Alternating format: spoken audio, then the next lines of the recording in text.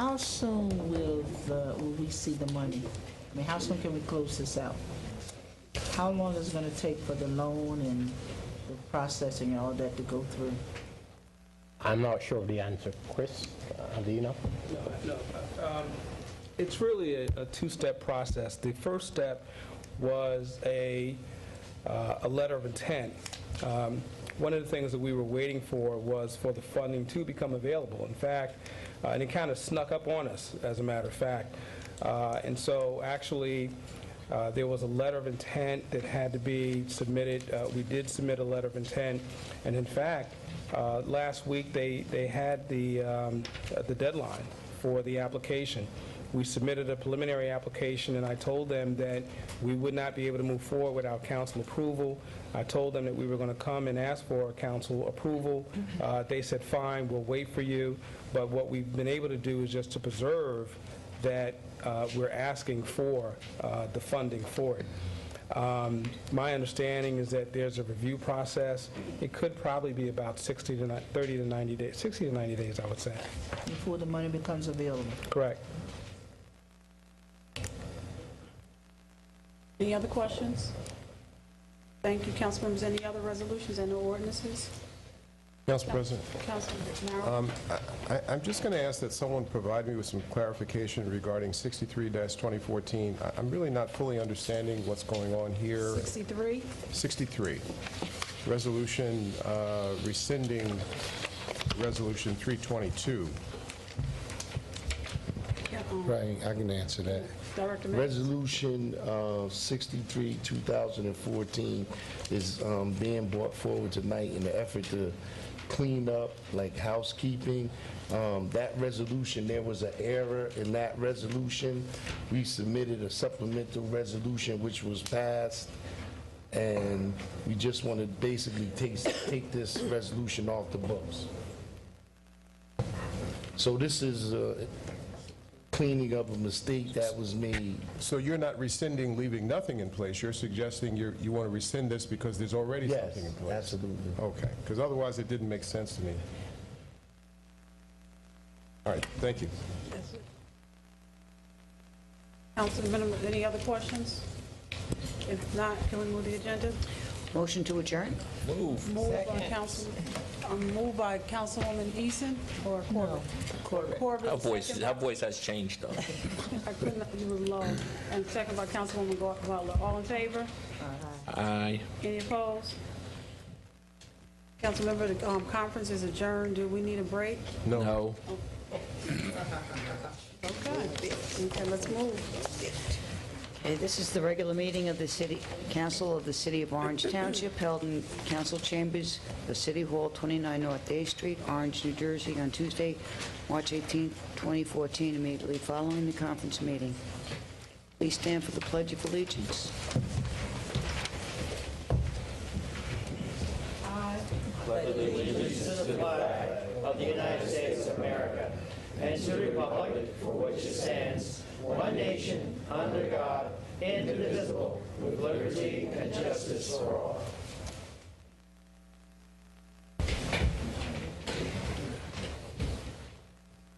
Okay, we're going to do a roll call. Councilman Abdul Rashid, Councilman Corbett, Here. Councilwoman Eason. Here.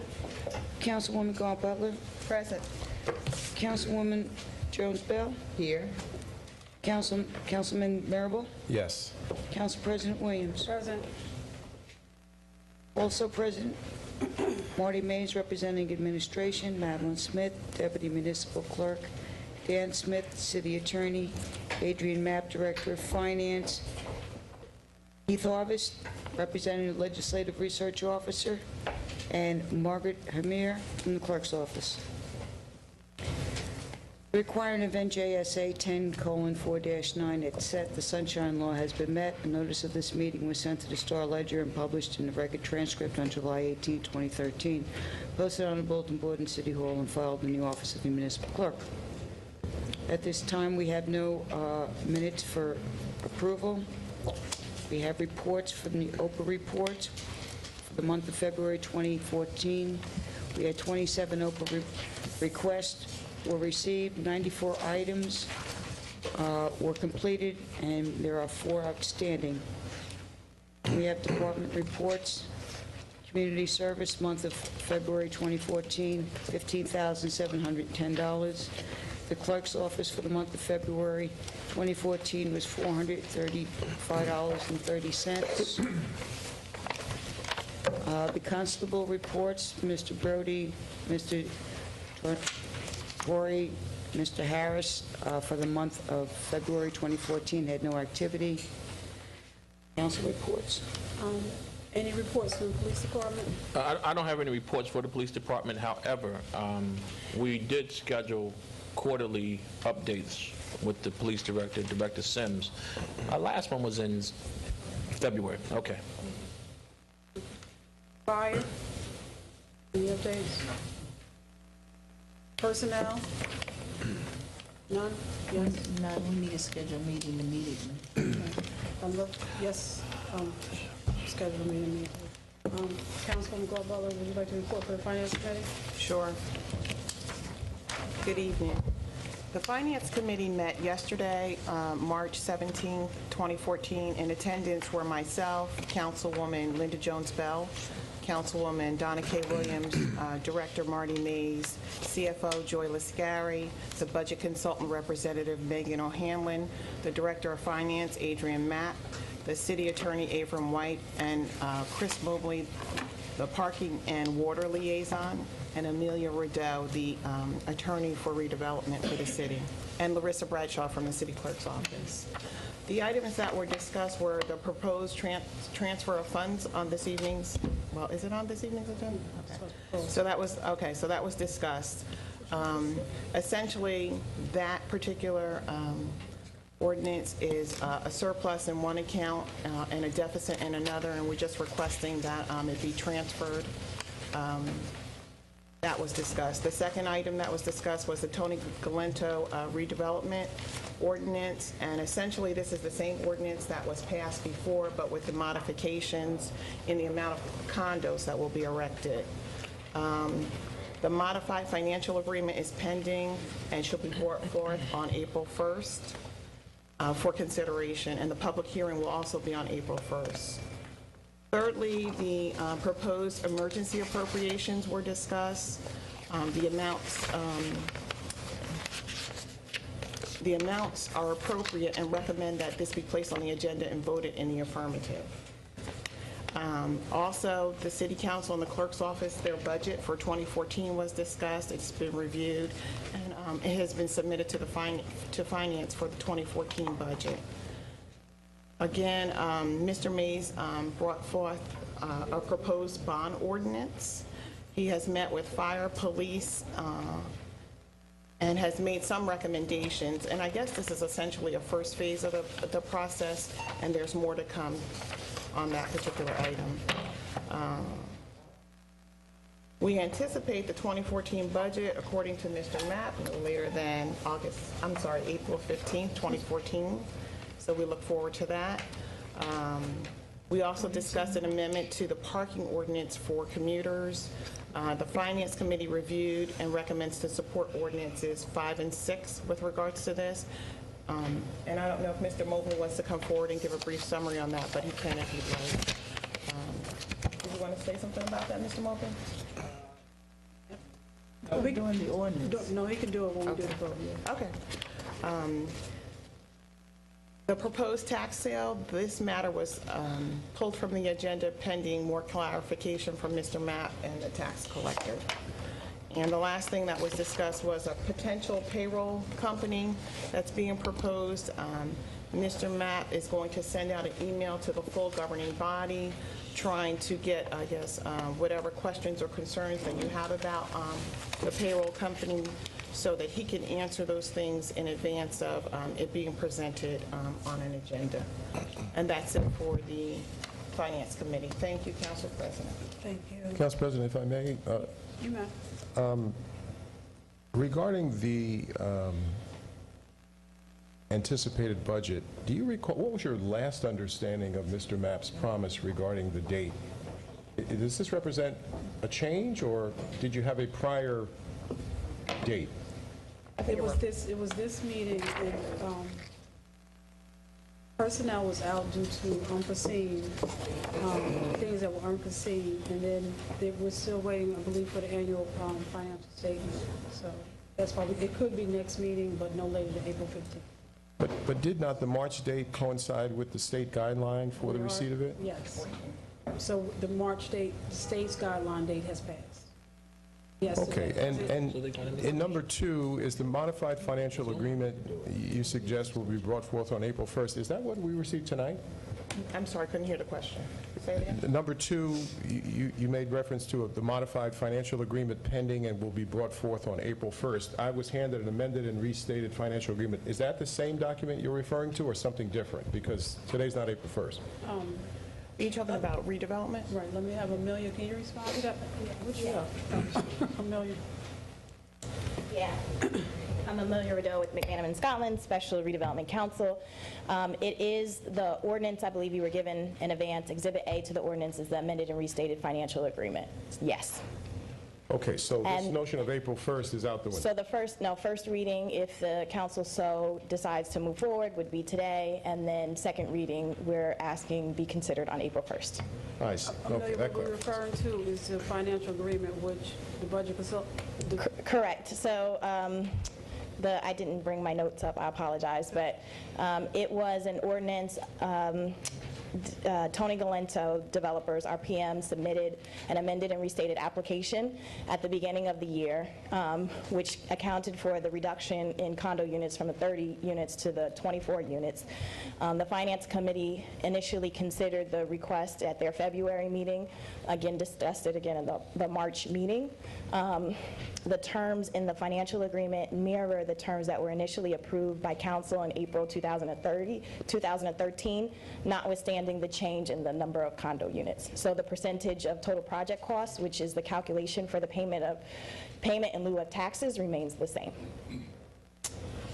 and the parking agreement is what we anticipate on March 1st, is the negotiations regarding the parking. Right, so the administration is currently negotiating with RPM with respect to anticipated additional parking revenue, but that's not before you today.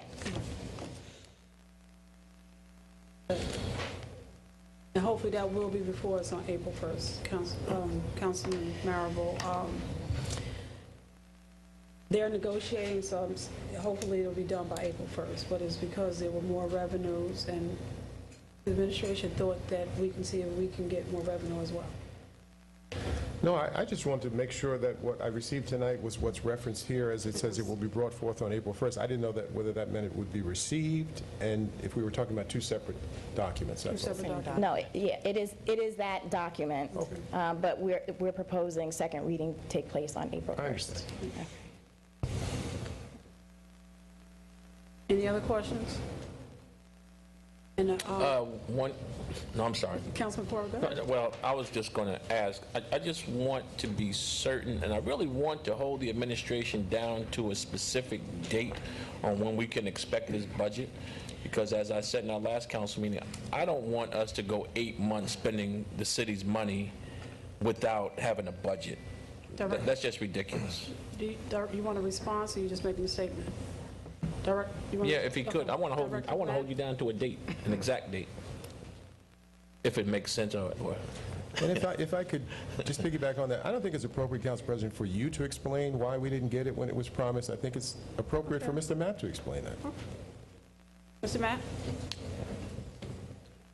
The chief financial officer had a death in the family and was out of the office all of last week. That's partly responsible. The work that is required has not yet been completed. One of the challenges that we're facing, quite honestly, is that we have a budget that would require us to make some very difficult decisions, and we will make those decisions. But it's taken more time than we would have hoped, because there's some very difficult decisions that we have to make as far as salary and wages are concerned.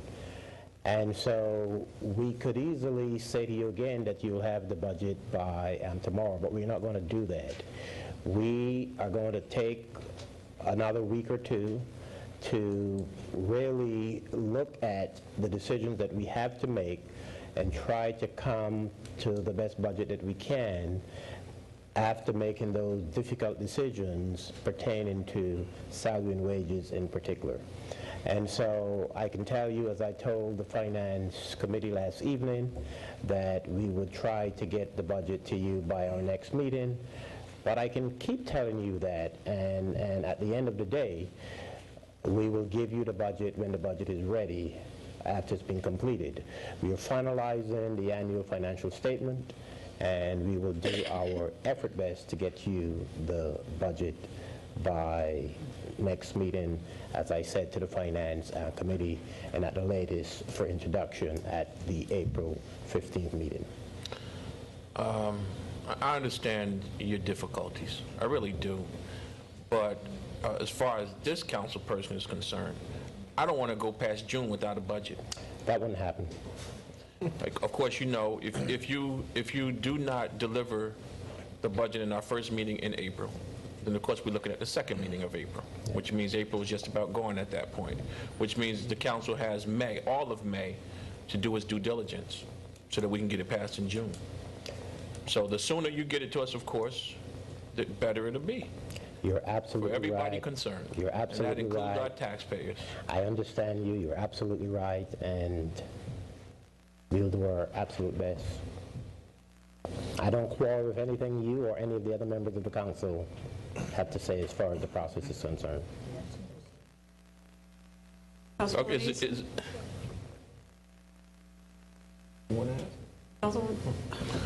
can I ask you, Mr. Matt, what is the issue with salary and wages? Can you be candid enough to share that with us? It's that we have a number of requests from the police department, from the fire department. We have rising salaries as a result of steps and longevity, and it's one item, for example, is an item of about $846,000 that pertains to potential retirements this year. That's a big number for us to absorb in light of the appropriations cap, in light of the revenue cap, and so it's a challenge. But they're decisions that we have to make, and they're hard decisions, and we will make those decisions. I understand that, but also, and correct me if I'm wrong, you guys knew about that a while ago, like last year sometime, is that correct? No. No, you just found out about these back payments that are owed to the various folks within the police and fire? Oh, I thought you were talking about the $846,000 that I made reference to. The other guys that we owe money to. I mean, have we even discussed those issues where we can either have them in the budget or at least be in a direction where the budget can be introduced to us? Well, the money that is owed, we are currently working on coming to what that number is for a number of police officers, for example, who have been owed money for years. I'm not talking 12 months. I'm talking years. And these are the issues that we're wrestling with, trying to make officers whole who have not been paid for 2 and 3 years, monies that are owed to them. And when you layer on top of that potential retirements to the tune of $846,000, that's just the police department. Mm-hmm. It doesn't make for a pretty picture as far as the budget is concerned. We understand your frustration, and we will work through these issues to the best we can and have a budget to you in April. You sure you can after I just make one more statement and you can have it? Say, for example, like last year, we didn't satisfy all the outstanding debt that we have with various personnel. But we knew that those things had to be satisfied. It just didn't hit us today or yesterday. So I'm saying, and I know this year we're not going to satisfy all that debt. I just don't think we will. So if that's the case, then why not start working on those for next year as well, so that when the budget is before us, we can have it in a timely fashion? Make sense? Makes plenty of sense if you look at it through those lenses. Listen, I just want the budget to the council in a expedient way so that we can deal with it, get it done, and we're not spending money 8 and 9 months through the calendar year without a budget. That doesn't make sense. It's just blind. You're just spending money blindfolded. Councilwoman I have every confidence, Councilor, that you will have a budget that will be adopted before June. Thank you. Councilwoman Eason. Yeah, Mr. Matt, before you sit, we met last week on the police. Did that meeting happen on Wednesday? Yes, it did. So you guys are pretty well together as to what officers and how much y'all did the calculations? We're not at that point as yet. We're still working with the police department, and personnel are still working on getting the numbers together. And I know that personnel has some of that data which the CFO will be reviewing for accuracy, but we are still not at the number for all of what is outstanding, what is owed to everyone. Did you come to a reasonable date as to when that would appear in their paychecks? Because I thought it was supposed to happen the next paycheck, so that's not going to happen, right? No, it's not. The next paycheck is Friday. It's not going to happen, no. So maybe the following one? We would hope so, yes. Yes. And getting back to the $846,000, which I alluded to at the last council meeting, wasn't there a possibility that that could be spread out over some years? You guys didn't look at that. Well, I thought that was one of the options. that is something that would have to be negotiated. Okay. I mean, they would get their money, but the dollar amount that the city would have to put out could be spread out over some years versus paying it all at one lump sum. You know what I'm saying? Yeah, we had a discussion when we sat in the mayor's office, but it is something that would still have to be discussed with the individuals that are involved and maybe with their bargaining unit.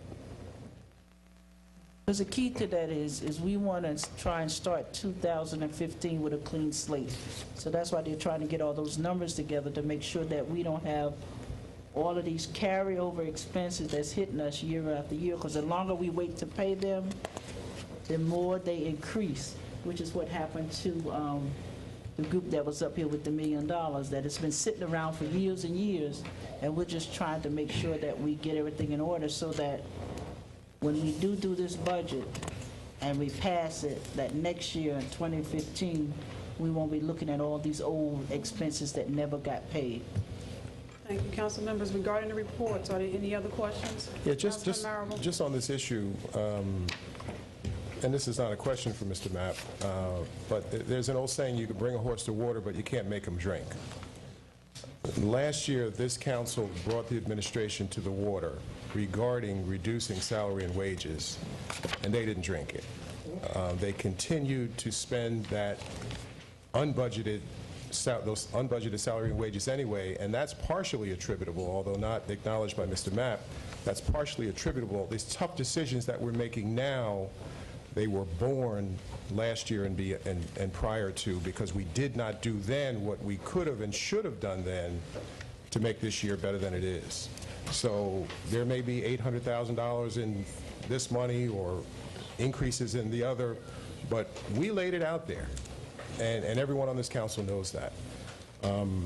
Councilor, did you want something on the library, Council President? Yes, please. Only that I had raised the issue at the last meeting regarding the failure to provide library employees with their accurate W-2s. I did at least want to provide an update that soon thereafter I learned that those documents were received and distributed to the employees. I didn't want to give the impression that it was still an outstanding issue. I really do appreciate the diligence of the library director in following up and staying on that issue. And in terms of, do you have a report as to why the library closed? Because I know the question's going to come up later, and I'm just trying to be ahead of it. Do I have a You know, report? I just anticipating a question that's going to be asked because the answer has not been given yet. It could be no, that's enough. I only have my own personal speculation, which I won't put out there. Yes, Councilwoman Butler. Yeah, I just wanted to go back to the budget for a moment. Yes. And just reiterate to Mr. Mapp that it's important that we get the budget in a timely manner, and so I encourage you to expedite it as fast as possible, especially in light that we just had a 2013 revaluation, and it's important that taxpayers reap the benefits of that sooner than later. And so a delayed budget would affect that. That's it. Thank you. Clerk Ball reports on the agenda. We have communications and petitions. There were none for February. For citizens' comments for general issues, pursuant to Section 4-10 of the Code of the City of Orange Township, each person addressed the council shall step up to the microphone, shall give his or her name in an audible tone for the record, unless further time is granted by the presiding office, or shall limit his or her address to 10 minutes. Also, the public is expected to conduct themselves in a proper manner. Any derogatory, abusive, or threatening statements will not be permitted. Chair will immediately rule such conduct out of order and terminate any further comments. William R. Lewis.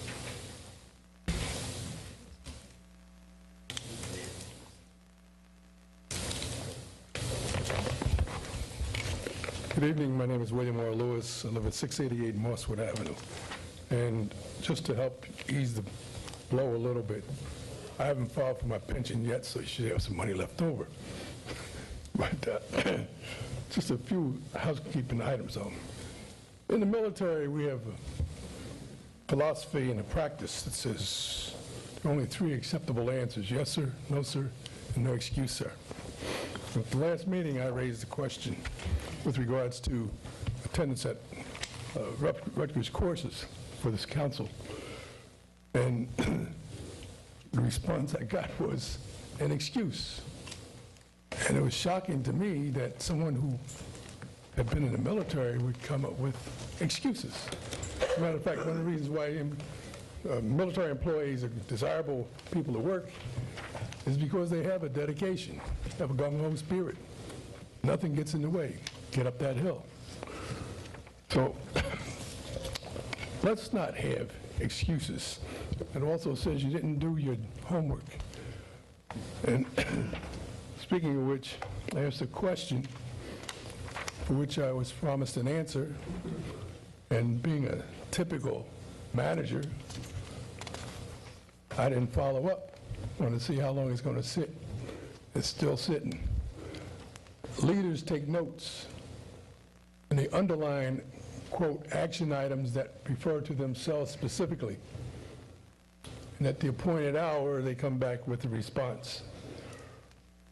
The question was, if you've forgotten, that's why I say you have to work as a team, what kind of a practice does the city attorney have in private practice? But in the same vein, though,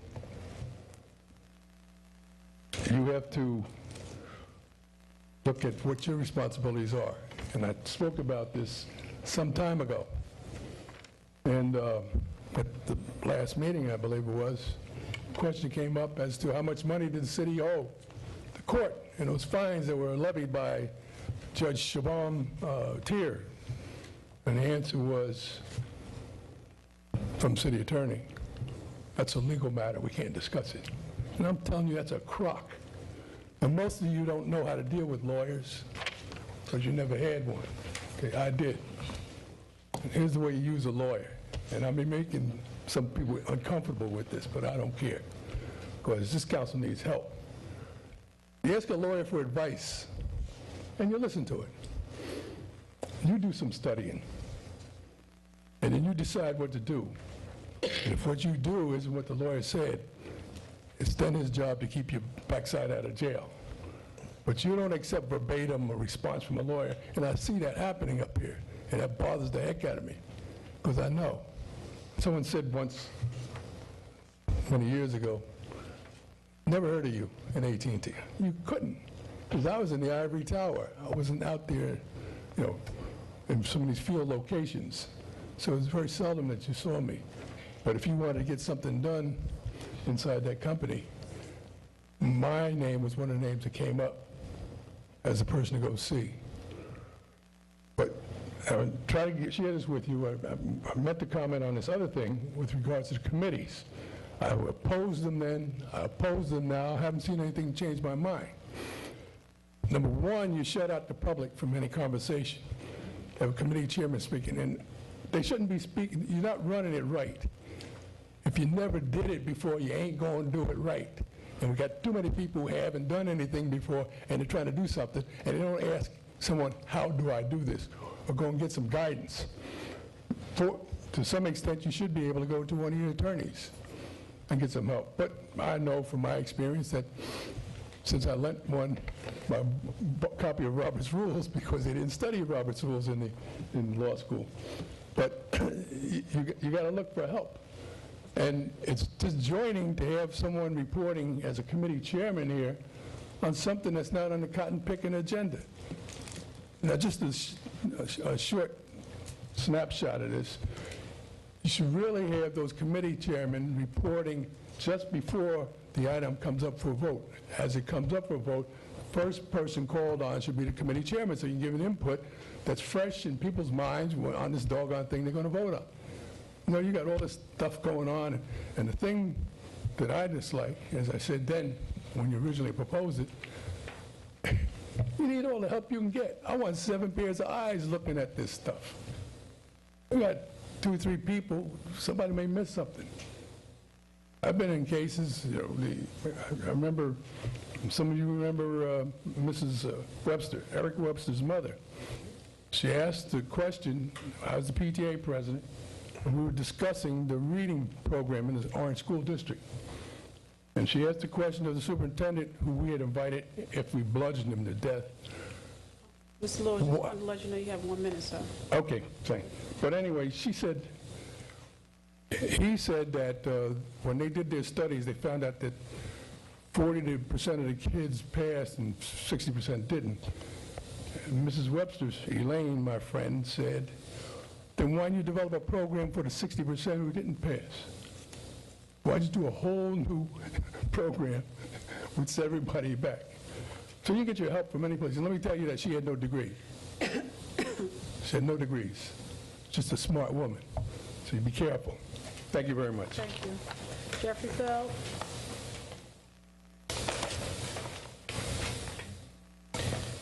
Good evening. My name is Jeffrey Feld, a local business person whose local address is 268 Main Street, Orange, New Jersey.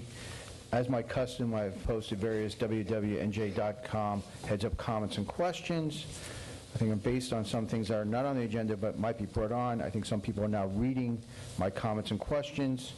I'd like to alert the public that I have filed with the clerk's office a copy of my Feld 1 appellate brief, and today I just handed up to the clerk's office a copy of my deposition that the city took last week. I recommend that people read these things, look at the questions that the city is asking. As to Councilman Marable, I'd like to publicly say thank you for your years of public service. And in the interim, for the remaining of your term, hopefully you'll take the, do what Councilperson, that the yoke is off your back, and you remember your professional obligations as an attorney and start asking some more probing questions. Because some of the themes that we're going to be hearing tonight, we've been hearing the word transparency many times, incompetency, mendacity, and fraud. And I'm also reminded Daniel Patrick Moynihan, a great senator from New York, who always said, everyone's entitled to their own opinion, but the facts belong to everyone. And I think that's the problem we're having. We're all asking for neutral facts, such as we're talking about the budget. We're not talking about the introduced budget. Where is the unaudited financial statement that was due February 15th? Where is the annual debt statement?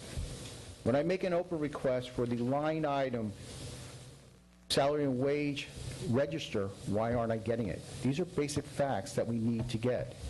I'm not talking about how we mold those facts, what inferences we have, and what opinions we draw, but there are basic facts that I think everyone's entitled to, such as we need the unaudited financial statement. There's no excuse that that document has not been filed with the clerk's office. There's no excuse that the annual debt statement has not been filed with the clerk's office. That's a basic fact, because you're putting the clerk's office at risk, and that office and the 3 employees there should not be put under that kind of strain, not getting information that they're required, that's statutorily required. As to the agenda, there's 2 resolutions.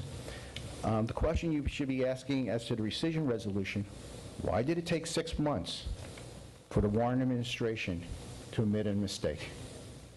And one other question you better start asking is, what are the additional costs that the city had to incur because of that mistake? Remember, this is FELD 12. Litigation was made. You hired an outside counsel to defend that case. Outside counsel said that Mr. Feld is crazy. But tonight, the Warren administration has just come up to everyone and told them, Mr. Feld is right when he stood up here on September 17th and said that there was problems with his resolutions. Now, we've got to have a problem because there's an appeal. I'm waiting to see how the appellate division handles the question, was there a fraud committed upon the court by the city of Orange Township? These are issues that we had to ask for. Because Judge Rothschild, when he heard that the city rejected a settlement proposal that was made, such as rescind this, and the city says, we don't care what Mr. Fellows, we rejected, he says, I'm going to give you everything you want, city. I'm going to give you everything. Mr. Fellows, I know your way to the appellate division, because one of the issues that we're going to have to ask to, and there's been an issue that our city attorney has never addressed, is the Supreme Court's opinion, the state Supreme Court's opinion in Kane Properties versus City of Hoboken about disqualifying conflicts of interest. And we have one, and Walter G., and we have a very serious one with his HACO, because the same law firm represents that redeveloper and represents you as a redevelopment council. That's an issue that the appellate division will be start considering. And this council, the people that voted for this, were apprised of this issue. This is a state Supreme Court case that came down in June, and someone's going to ask, why didn't you listen to Mr. Feld? Maybe he's crazy, but all I know is, I'm looking back, I start counting my finger, there's been 5 transactions, 5 different law firms. Those developers and those 5 different law firms have started agreeing with me. Maybe I'm not that crazy. And now also there was a settlement agreement that'll be, hopefully we're waiting for that to be finalized. As to the 1.2 supplemental water infrastructure loan, my head is spinning. I can't get the basic facts. Because a lot of people have to remember institutional knowledge around this. This goes back to 2008 when you did the original water infrastructure loan. I caused this city to amend their state fiscal year 2009 financial statement because you never disclosed to the state that you had issued bonds. Indeed, our former city attorney issued an opinion to the state that there was no litigation challenging the bond ordinance. Now today, as to Mr. Mobley, I don't know why he's on the payroll anymore. He's cost us so much money. Go back to Grand Central's senior citizens pilot. This council approved a pilot agreement that was not even attached to the ordinance and resolution. And that ties into what we're doing tonight. They're asking you to approve an application. Is there an application attached to the resolution? We're coming back to June 2007. This council is being asked by the administration to approve applications that are not attached. How can you do that? Tonight we heard for the first time about a letter of intent and a preliminary application. I didn't hear that on February, was it 18th, around 12:20, when you lifted from the table and you were going to talk about the water rate increase. Mr. Mobley wasn't here to tell us about that. Last meeting, when we had the conference meeting, and you suspended the rules and you let the public speak about the water rate increase, Mr. Mobley never mentioned about this application. There's a smell here, folks. It has nothing to do about what was in that tank below the ground. We had to look at the memos that are attached to the resolution. Look at the dates. Look at the dates on who, and also who was CC. The city attorney was notified in one of those memos. How come we never heard about this unpaid obligation? How come the CFO didn't pick that up? How come that wasn't ever in an audit? Just $1.2 million just appeared yesterday? I'm telling you, we knew about this last summer when you retained Mr. Lurch's firm for $75,000. we had to find a way, someone had to find a way to increase the rates to get money. The money is to pay back this new loan obligation. You know, even though you're going to hear about this, but the questions is are dates. And when we talk about the water infrastructure deal, there's 2 steps that have to be done. One, you have to file to the Environmental Trust Fund, and when the application due date was. Based on the singing and dancing that we heard just before, the application date, we missed it, we got a preliminary, we might have some clearance, but also at some point, I think we have to go back to the local finance board, because we're going to have to be going back to ask for money, an obligation, a loan, to pay back, and we haven't even heard those terms yet. What's that going to be an impact on our budget? So when the local finance board, because right now many of us have to make a decision, do we file another lawsuit to challenge the validity of the water rate increase? Because we didn't even get into the issue as to the validity of that ordinance and when the mayor approved it. Did he sign the document in time, or did it go effective because he didn't return the document within 10 days? And we didn't even talk about the publication and what newspaper that was done, and whether we really had a valid second hearing. All I'm hearing is we have all these bills. I have my officer Joe, I mean the guys who put their lives at risk every day, all the police officers. We're hearing about the many that have come severance, but there's many that have not been paid monies for years. We heard Mr. Mapp say that. One of the things I go back to is the basic facts. How much money do we owe different people? In the last 3 months we learned about we didn't pay our unemployment. Now we're paying penalties and interest. We had to pay $100,000 to settle with the West Orange. Now we have to pay something 1.2. We got $800 for severance. There's a lot of money we have and no one has a feel for it. And it's time to hold people that are in that finance department responsible. If they don't start telling us, you give them notice, you give them a hearing, you say thank you, there's the door, goodbye. Because that's what you do in real business. Because taxpayers and stakeholders cannot take this deceit. And we need to know tonight, like when you're going to approve this application, you need to know the process. What is the application?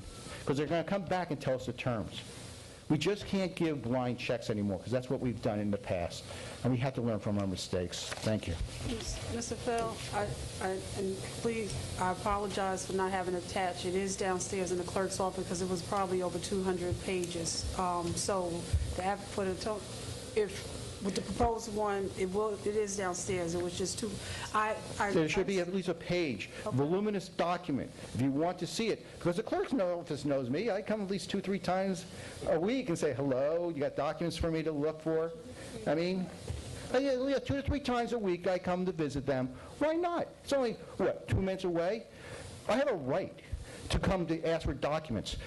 I mean, I had to bring a lawsuit. I have an injunction against the city because they didn't give us the documents.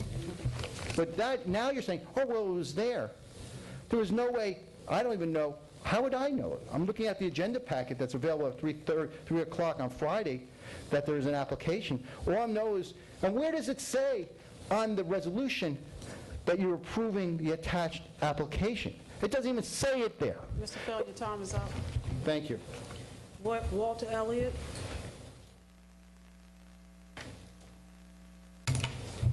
Good evening, Council President, Good evening. elders, city elders, and the good people of Orange, New Jersey. Now, normally, I sit over in a corner working as journalist for Local Talk Newark, and I rarely say anything, even though I've been born and raised here in Orange. I'm currently at, I should add 2 things to the record. One, I'm Walter F. Elliott, to differentiate from my father, who still lives here in Orange. I'm currently at 156 South 12th Street in Newark. People talk about how individuals can change others' lives, both known and unknown, and of people who live anywhere, but particularly here in Orange, who were born in Orange or lived in Orange, who have had impacts on other people's lives, and can be examples, unsung or untold heroes. I cannot let today and tonight pass without mentioning and putting on the record one of those heroes. To the day, 77 years ago to the day, there was a baby boy born in Orange Memorial Hospital. I asked the boy's parents, I even asked his son later on, how they decide to have the son delivered in Orange Memorial Hospital instead of in Summit, where they're normally known to live at. And that's where the boy was raised at, in Overlook Hospital. It's a family mystery.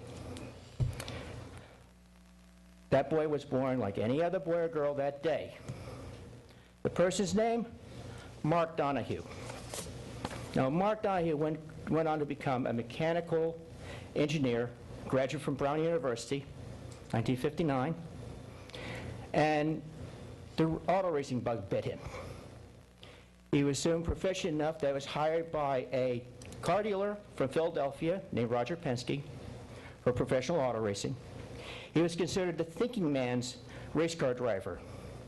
And he went on to win, among other achievements, that he designed and built his own cars, to win the 1972 Indianapolis 500. I remember watching that in my boyhood home in Orange, and that's how I got the racing bug. Now, I did not know that Mark Donahue was born in Orange, because people said that he was from Summit, which is true. He was raised in Summit, but he was an Orange native, as far as I care. I didn't know that until I saw an item in the Orange Public Library, growing up as a kid, and I had this confirmed by his mother and by his son. Now, I thought I was going to be an engineer driver along Mark's lines. But finally, eventually, I started listening to all the people in the Central Middle School and Orange High School communities that said, Walter, you can write, Walter, you can write, Walter, you can write. I finally broke down and said, okay, let me change my major. Long story short, I became a journalist, and eventually, the experiences and so on, well, this May, Lord and Credential Wielding will be my 16th straight year covered in Indianapolis 500. A little inspiration goes a long, long way. Okay, it's just a writer from Orange, but still, someone from Orange. And it was inspired by someone else who was born in Orange. I won't give you the full story. I can write about that. But one kicker that sticks in my mind is that Mark Donahue would have been 77 years old today if it weren't for injuries he received in a racing accident on August 19, 1975. Now, I mourn. I have mourned on every August 19th until I met my wife in Newark and Elizabeth. She happens to be born on August 19th, so I have a reason to smile again on August 19th. But look around, people. There are people who you may not realize that have influence on other people and don't even realize it. And that some of them even come from and live here in Orange, New Jersey. Thank you. Thank you very much, Ms. Elliott. Mr. Arthur?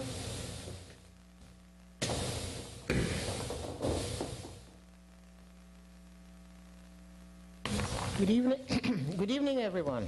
Good evening. I'm here this evening to address some concerns of a group in my area about an article that was written by Mr. Marabel in the Orange Transcript dated March 13th. Ms. Arthur, just state your name for the record, and can you speak up? Oh, my name is Patricia Arthur, 402 Tremont Place in Orange. Yes. You hear me now? Yes, please. Okay. Okay, in this letter, Mr. Marble made some assumptions or accusations of this administration, which has quite a few of us a bit disturbed. And we would like to know, can I ask Mr. Marble a question? I'll make a statement. Yes, okay. That he stated he's not seeking re-election again this year. Well, thank you for your service, Mr. Marable. But I'd like to know, if all your accusations are true, why haven't you done something about it as a councilman? One. What is the job of the council members that they would allow such behavior to exist at the expense of the taxpayers in Orange? Two, and to the other council members, are you aware of the accusations and what do you intend to do about them? So I hope everyone read the article in the orange transcript, and if you didn't, I have a copy here. I can read them for you. Are you aware of? We read it. Yes. I didn't read it. You didn't read it? Okay, let me read it. From Mr. Marble. He said, and he also said, sue him. He said, start wherever you'd like. I'm not reading the whole article, I'm just the contents here. Start wherever you would like. No-show jobs, the library closure, a scam, part-time employees with full-time salaries, full-time employees with full-time jobs elsewhere, a failure to even search for qualified staff, a bogus non-profit corporation, high crime, low test scores, with the school I comment on that, greed, bad leases, a disregard for the law, ice-filled streets, blood relatives all over City Hall, a failure to share vital information, lies, media censorship, rampant unnecessary litigation, and promotion. Can you? She asked me... No, she said she didn't read it. Yeah. Okay. So my question to Mr. Marble, as he leaves Orange as a councilman, because he said he's moving out of town, if you knew all this, why haven't you done something about it and you've been councilman? Councilman Marable, do you care to answer, or would you like to respond? No, not really. I am apologetic, Ms. Arthur, that I have not been able to do more. That's the best answer I can give you. And to the other council members, is it a fact? Are you aware of all this that's happening in this city and what you intend to do about it if it's really a fact? Councilman, Ms. Arthur, Yes.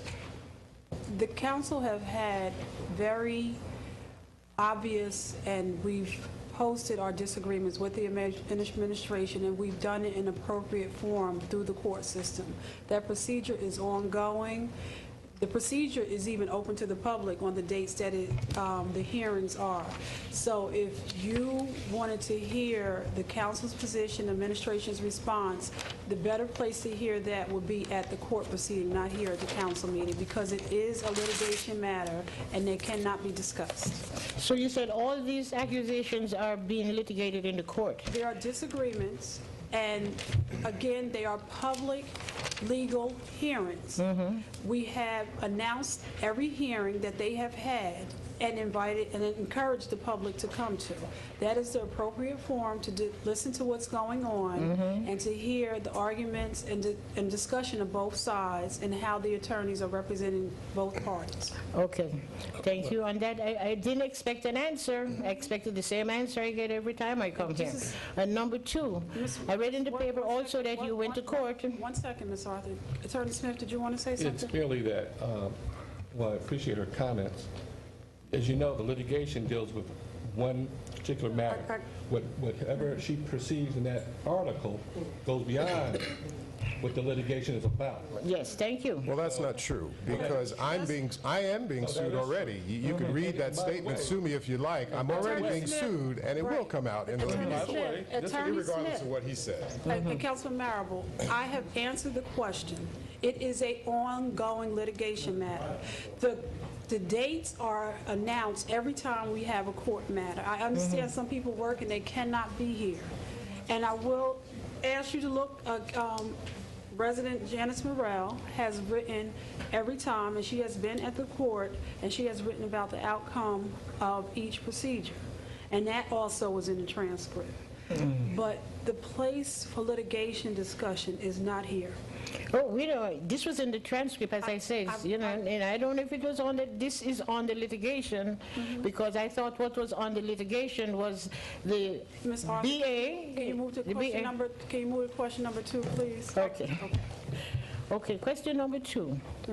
I read in the paper about the judge's decision and for Mr. Edwards to have his hearing because he claimed he didn't receive a hearing, so that he's going to have a hearing. Is that what it is? But my other question is, that $1,000 a day, nothing was mentioned about that. Are we still liable for that $1,000 a day? The simple answer is It's still in litigation. It was not before the judge, and it is still ongoing. However, no funds have been sent, or no parties have sought to make sure that it was applied every month, every day, I'm sorry. Okay. So anyway, now I'm asking this council that sits here, that, I mean, the public needs to know something. We can never get an answer. The council, never know anything, So, we deserve an answer. We're paying taxes in this town, and the taxes will go up, and with the tax assessment too.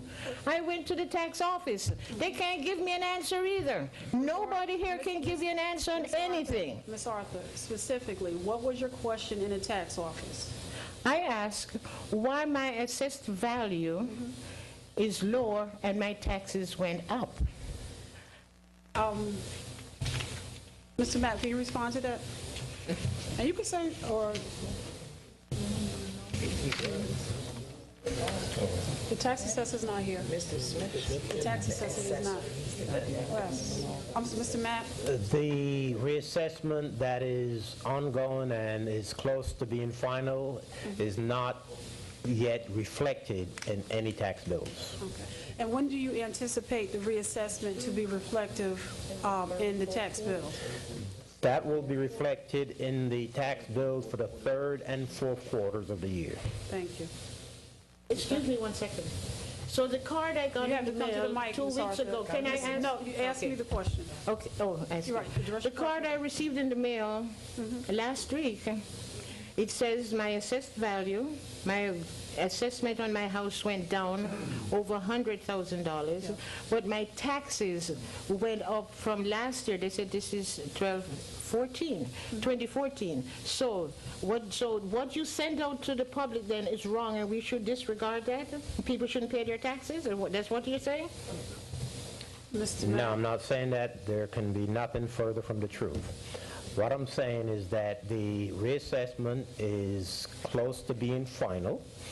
The tax bills that you're paying for the first and second quarters of this year are estimates, and once we adopt the budget, there will be a reconciliation of those estimated tax bills, and the tax bills that you will receive for the third and fourth quarters of 2014 will be based on your assessed valuation, will be based on the budget as adopted.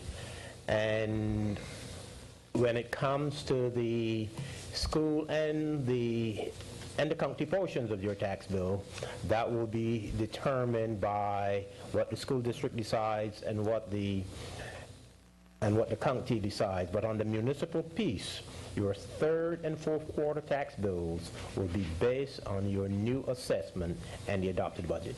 Okay, let me say something here about the school.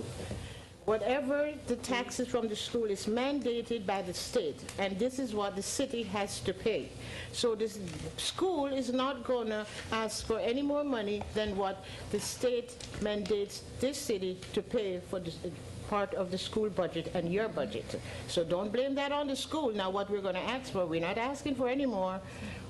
We are getting what the state mandated. Mr. Matt, Ms. Arthur, your time is up. And let me just be clear. Mr. Matt did not say that the school is going to ask for more. He said what the school amount will be included in your tax.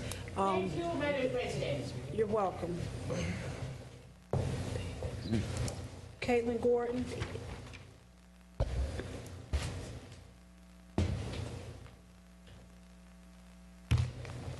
Kathleen Gordon, 211 Park Place. I would like to, first of all, Mr. Feld has touched upon, and we have seen that we are constantly running not knowing what we have spent, what the situations we are missing, and two years later they are coming back, or 3 years later, and requiring payment. And the city is not aware of a lot of, the council is, and the public is not aware of a lot of things.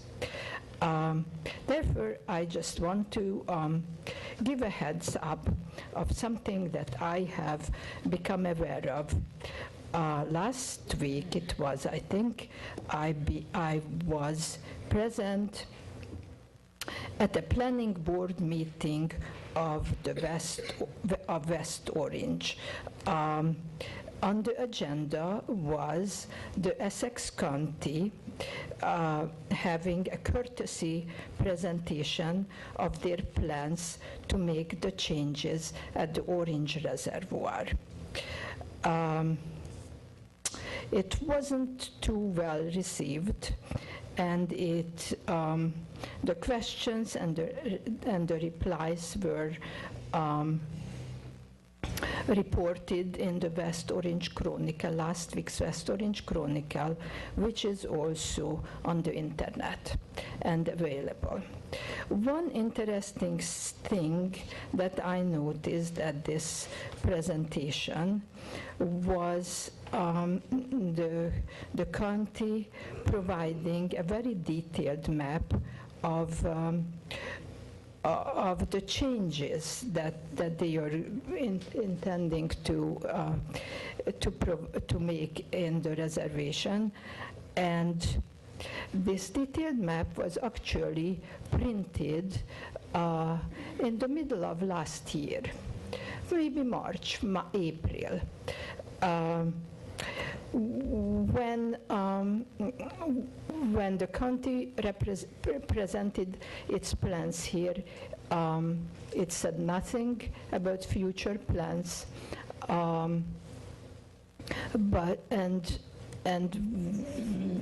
actually Councilman Marable asked the county executive whether surprised that he already has plans for what he is asking, or what he is proposing, rather, not asking or planning. And he has, sure. But to have a printed, high gloss, large, detailed map of those plans last year, March, he clearly, or April, he clearly had those plans in his mind, just did not present it to the city of Orange. And I want to thank you, Councilman Marable, that you were the only council member who actually brought up the fact that after the Orange Reservoir being leased, it is not an open field for any kind of change that the county desires to make.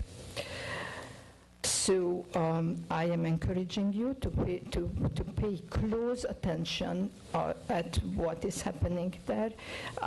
It is a little bit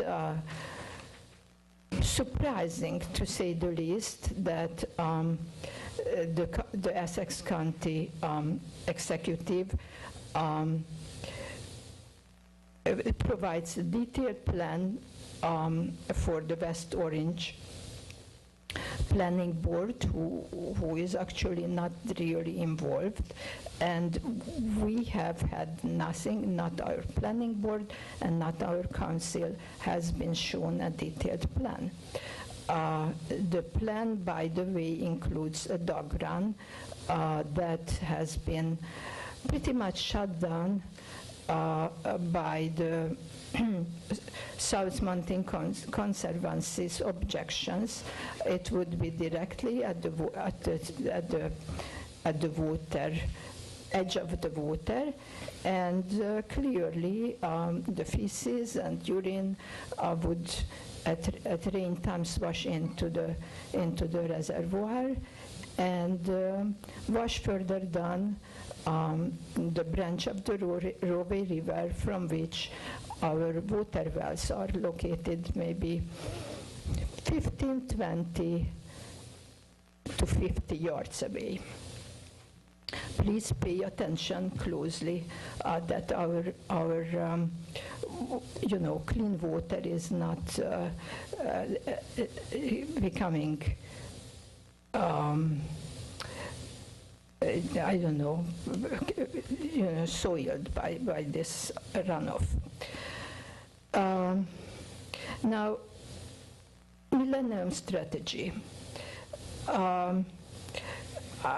Thank you, Council President, for allowing to provide questions. Interesting facts came up. The company provided 65 memos to the city of 65 opportunities, of which the city was interested only in 15. I am feeling the same as Councilman Corbett, that we need a little more interest in requests. And the fact that out of the 15, only 55 been granted is the nature of the beast.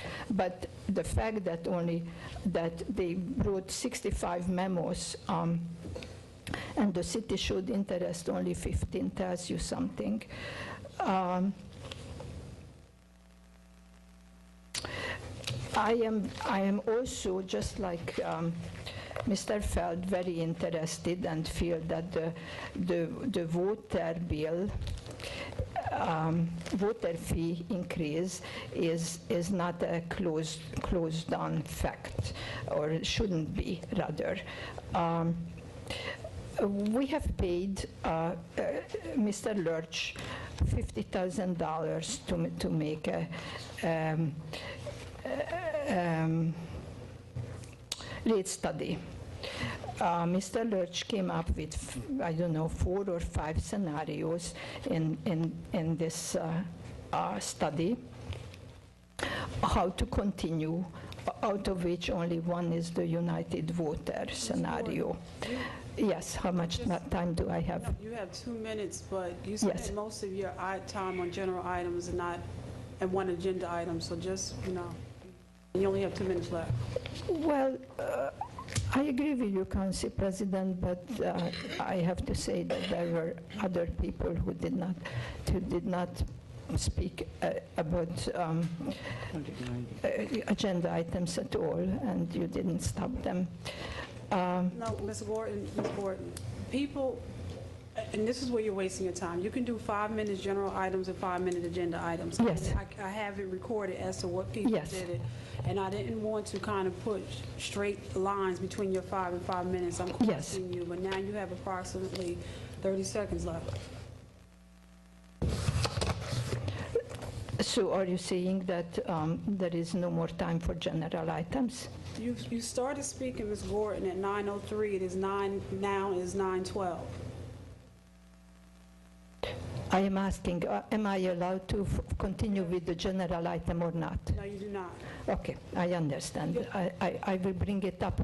I will save it to next time. Your time is up completely. You've been speaking 10 minutes now. You started at 9:03 and it's now 9:13. Yes, but for a minute you explained to me what I am doing wrong. No, Ms. Gordon, your time is up. You actually spoke. Ms. Stewart, Gloria Stewart, I apologize.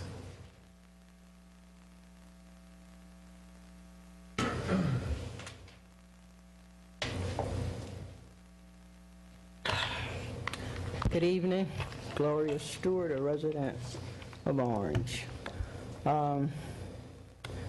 As I sit out here and I listen, coming to many meetings, I'm still at a point of not being happy about the way things are going. Disappointed And you know, there's sometimes when you get a new regime, you think, wow, hopefully it's going to be better. And I'm not feeling that right now. One thing that I wanted to touch base, and I know is the water. I know years back, things were put in place to fix it. We had supposedly a certified engineer, and that of Arlene Kemp, and I'm saying her name. And I used to sit out there and things were done, they needed to be done. And the troubling thing is that, you know, we're pretty much back in the same boat, because as Councilwoman Butler stated, you know, she visited and she saw the condition. And I know water does damage, you know, over a period of time, but I want to know who was watching, you know, things as they progress. And I know that a lot of the council people here have been here for at least, you know, maybe a couple of terms. So you've been on board as things move forward. And I've seen some of you, how you work to try to make things right, but I guess that's not happening. So that leads me into, and you know, I'm looking at a BA, and I said every time I come up here, where is your BA? I think they play a very important part, and I'm sure you maybe feel that way. We wouldn't need a BA, and that's not to take away from Marty. You know, he has his own thing to do, and I guess you have to take your hat off to him standing in place of the BA. Then I know that the financial officer, I used to see that in Jack Kelly. And I'm looking, and I guess I'm getting confused. Who is the financial officer? That's Mr. Mapp?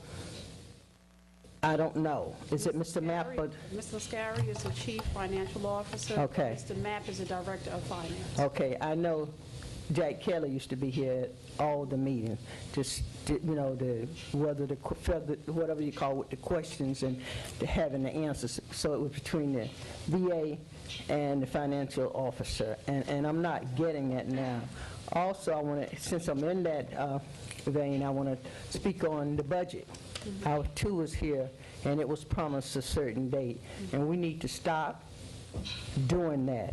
If we're going to present it, and let the chips fall where they may, so that you can move forward. Another thing, I think the mayor should be here, and I'm going to say it again, and I know he knows as this resident, he should be here.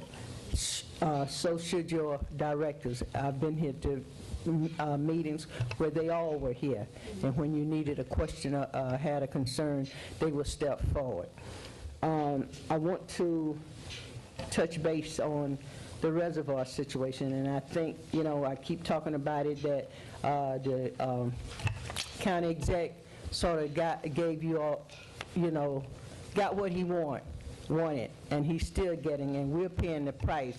If that had been handled properly, maybe we would be getting more money. They're making the money, and every time I ride up there, I see, and I feel a little bitter because you let that get away from you. And it shouldn't have happened. He's making the money. Don't tell me it's okay as a resident. I could come there, don't have to pay anything, you know, because I'm an Orange resident. Give me the money. That's the way we should. And I'm hoping that whatever you have agreed upon, that the next regime that comes in, they will have things to sort of support what needs to be. And I think that's what's happened. In the past, we didn't do your term that you always use, your due diligence. I don't think it was done. And that's how the county exec has been able to get away with what he has. And is still doing it. And I was listening to Ms. Gordon's comment about going to the meeting. I wish I could, you know, go and listen, and maybe some of you should go up there and see what they say about Orange. You know, it needs to be done, so you can sort of, it might be too late to stop him in his track. Another point I wanted to make, I'm sitting here, and when I see certain people in the audience, I know they're asking for something. I know they want something. And I'm thinking about change orders, and I always say, if when they come to you and make a bid, you should hold them to that. They shouldn't be allowed to come back and ask for a change in any project that they're doing. Also, I'm reading about the municipal parking lot. I don't know if that's related to why they are here. Setting certain parks aside from the municipal for, I don't remember which one it is, I sort of noted it. But if you're going to take parking in a municipal lot, it's supposed to be for whom? Who? That's, Mr. Mobley, do you want to respond to that? It's municipal, it's for municipal, for people in the municipality. But yet you're trying to make it here so that you can take people from this, who lives at this particular place, giving them carte blanche over the people who go to shop or whatever in the municipality. I don't know, am I understanding that right? You're asking for so many parking spaces so that the people of Galanta Plaza can have the park because they have been displaced. No, well, yes, but it's still going to be public parking. It's just going to be improved public parking. It's public parking right now, that's commuter parking, that's kind of right behind the post office, and you have to pay to park there to commute. And the Tony Galento is improving that property, and it'll still be commuter parking. And until it's done, they'll be putting it in different parking lots. So in terms of, they will, the ordinary resident municipal shopper be treated the same, Versus Mr. money-wise or whatever. You understand what I'm saying? Yes, because it shouldn't be any difference because it's a municipal parking lot. Okay, I want you to finish up, and I'm going to let Mr. Mobley, because you're coming, so I'm going to let him answer that back in. All right, and I want to touch base, and I don't want to sort of jeopardize security, but an incident took place in my neighborhood, and that was something that, and I talked with the director about it already, and I also called and left my number and everything with his voicemail, on his voicemail. Didn't get a response, and I understand that they're busy. But I guess my concern is certain things took place. My response wasn't to be a 911 call, but just general, and I couldn't get through. And I'm saying, wow, after 40-some years, that has never happened. You know what I mean? Suppose I had been running trying to get help. Right. I'd have been up a creek. So I wanted to say that. And in the same vein with the police, I'm looking at the cars. They are interesting. And I have mixed feelings because the way they are, they do not look like they're resident friendly, because I can see that car and not know that you're a friend of mine. And it's like a sneak attack, so to speak. You come in, you got the lights low, and then you got to take a second look to see if it's a police, because the writing is so dark, it blends with the car almost like a camouflage. You know, like when you're in the Army, you don't want anybody to know, but our police shouldn't be represented that way. We should be able to know that you are who you are.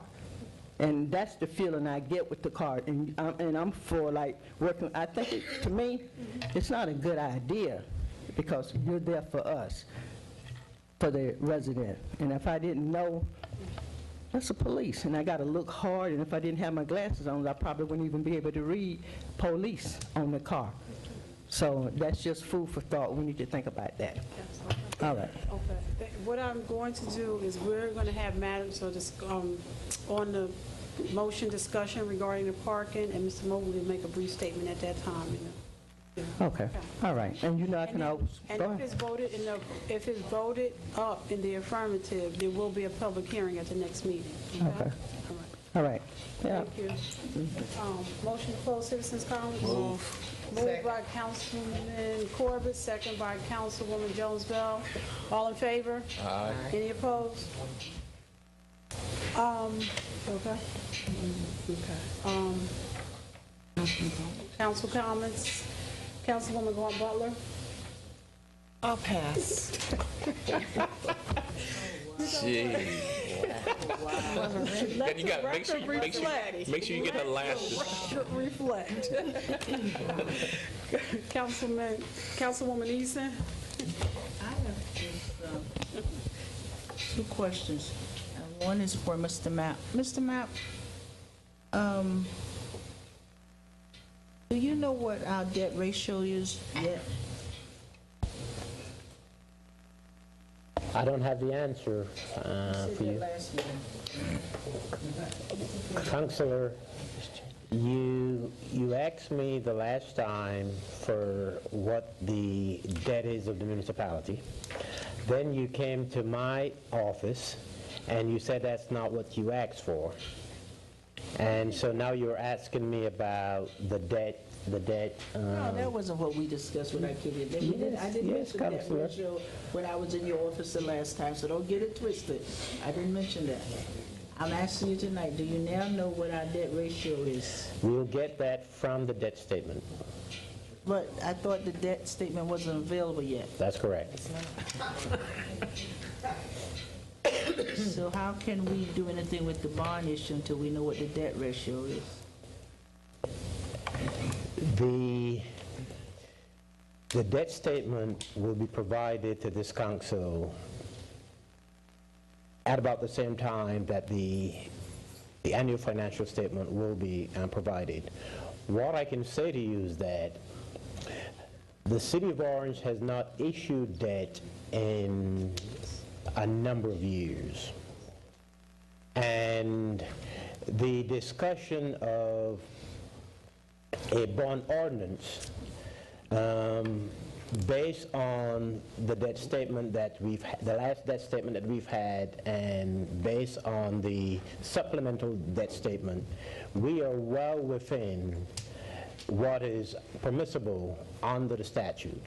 But again, you can be provided with that information once we have the debt statement to give to you.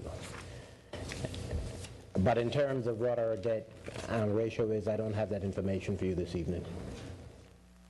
Well, do you have any idea when you'll be available? The debt statement, the annual financial statement, and the budget will all be presented to you no later than the the April 15th meeting. And we discussed earlier having a budget to you by no later than that time. We are striving to give it to you at the next meeting. And so we will give you an update on when that document is available. When it's available, it doesn't have to be a meeting. We can email it to you. We will give it to the clerk's office so that it can be distributed to you and to members of the public. If you're asking me for a specific date, I cannot give that to you. I thought you just said before the next meeting. Yes. No, I said, I said that we will give you all three of those documents no later than the April 15th meeting. We will try to give it to you by the next meeting. Okay. All right. Am I clear? Is that it, Councilwoman Easton? Is that your two? I have one other question. Is it for Mr. Matt? Thank you, Mr. Matt. You're welcome. Mr. Mays, I think you owe me an answer to a question. Right. Yeah, we talked to Councilwoman Easton and me, spoke about the access cards for the police building, for the police as well as the municipal court staff.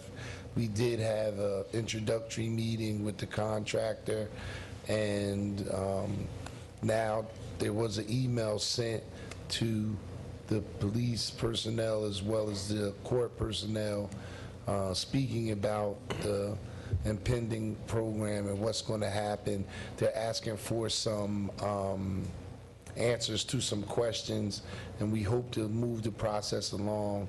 I guess it's something that I'm going to have to be involved with to try to make sure that it's moving along. So that's basically the answer. That you have a date when the installation is going to start? We have no date yet, just for an introductory email speaking about some things that need to be handled before the actual start date. I guess my other question, why is it taking so long to get the project started? Well, it's only been 2 weeks. We hope to move it along, and like I said, I did call a contractor after we spoke, and hopefully it'll be moving along on a weekly basis after this. I mean, but it's been broken a lot longer than 2 weeks. The other quick question is, Council President, is the cleaning of the police building, did we get that started? Yeah, the cleaning, I believe the bids are going to be received sometime in April, early, like the first week of April. And we had contractors come in and pick up those bids, and we've taken about 3 or 4 companies around to the police station to take a look at it. I thought we discussed an emergency cleaning company going in prior to us getting the contract signed, since that's going to take a few weeks or a few, more than a month, so is it We didn't possible? do that. What we did was just basically send out bids, and we are going to be receiving them shortly, and hopefully we'll be bringing that before the council pretty soon, within the next 1 or 2 meetings. No, but I'm saying, in the meantime, we need it cleaned. So Yeah, I we need talked about getting the contractor in just to do that, so we get the bids and the cleaning contract in place. Right, I need to look into that further, because we just, it Could I took have us... an answer by the end of this week, please? Yes, you can. All right. Is that it? Councilwoman Jones Bell? Thank you, Council President.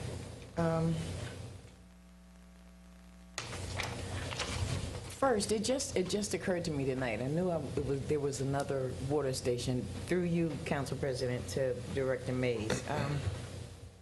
So we have issues with the Chestnut Street pump station and Oakwood.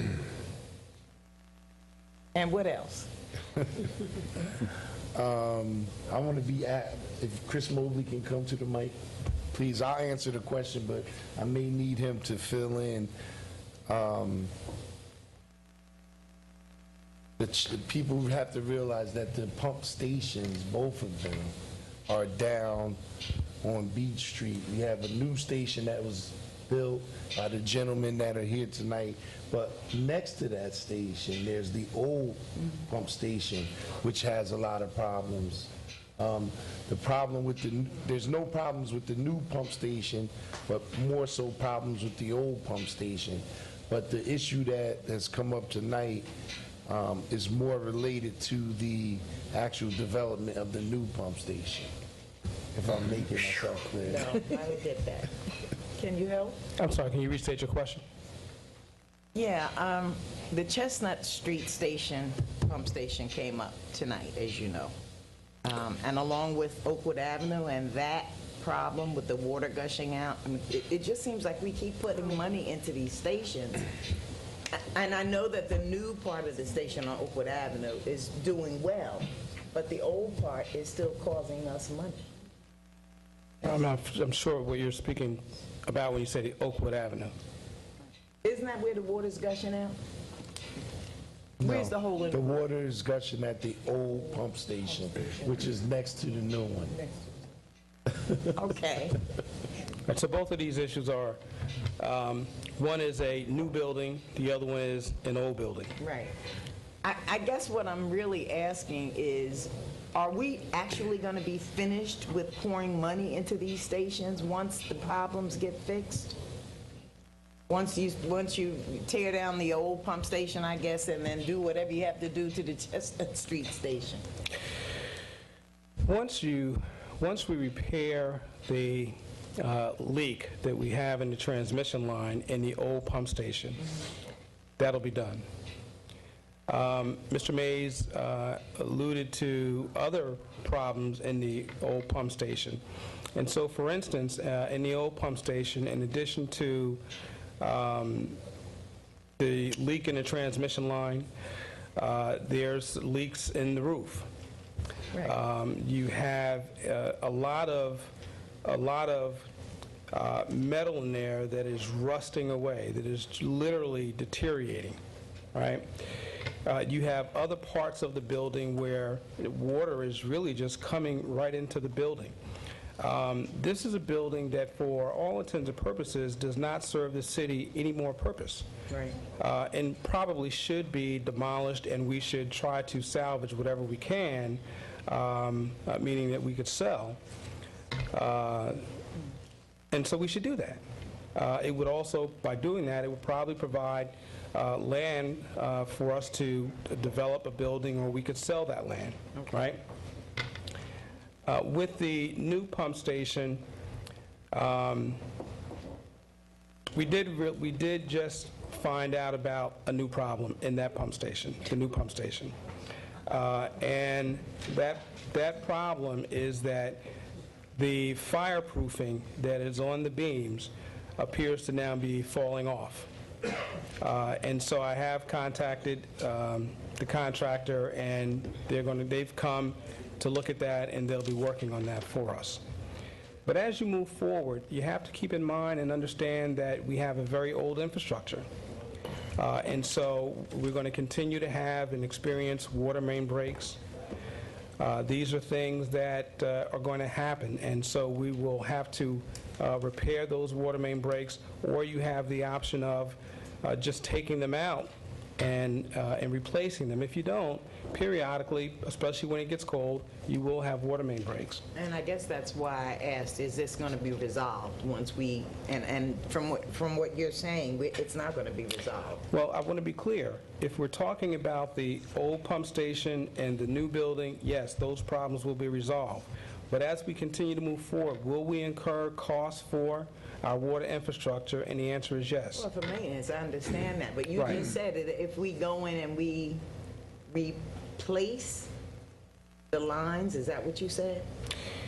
Right. What I'm saying is that if you go in and you replace all of the sewer mains or the water mains in the city, you would not have the problem, right? We won't have so many breaks. You wouldn't have so many breaks. But that might be cost prohibitive. What most municipalities do is that when you experience these things, you go in, you have a contractor that goes in, and it's repaired right away. And that's what we've been doing. Okay, thank you. Okay. Any other questions? I don't know, that leaves us in a strange predicament. Yeah, the other thing I wanted to say is I'm not a mudslinger. I'm not one to call names and call people out. But I've been approached with an issue that I'm concerned about, and I think I need a legal answer for this. Is it legal for someone that's running for office in the city to use the city seal? Attorney Smith? Ethical, legal? They're running for office and they're using the city seal? Yes. That should not be happening.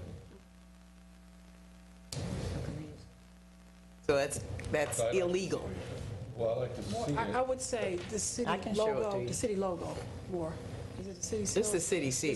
It's a city, no, it's a city, it's the logo of the city seal. Of the seal, Yeah. okay. That's what, yeah, because the clerk would just clarify. Yeah. But then still ethically. That should not be happening. I'd like to see what Okay. you're referring to, if I could. Okay, Can you see it? I'll show it to you. Thank you. That's it? That's Councilman it. Jones-Bell? Councilman Guapal, are you ready? No, I'll let my other council colleagues go. Yes, B. I'm sorry. Councilman Corbett, did everybody recall the speech I got last week about her We being sure last? did. That's why we're surprised. Okay, I'm just, Councilman Corbett. Three things real quick. Mr. Mapp, can you tell us what our bond rating is?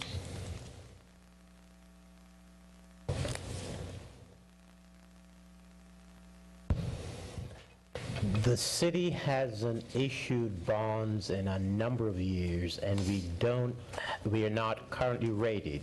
We are in discussions right now with Standard & Poor's because we are looking to refinance some water utility bonds. And so I believe we are scheduled for a conference call tomorrow. So we're working on getting a rating.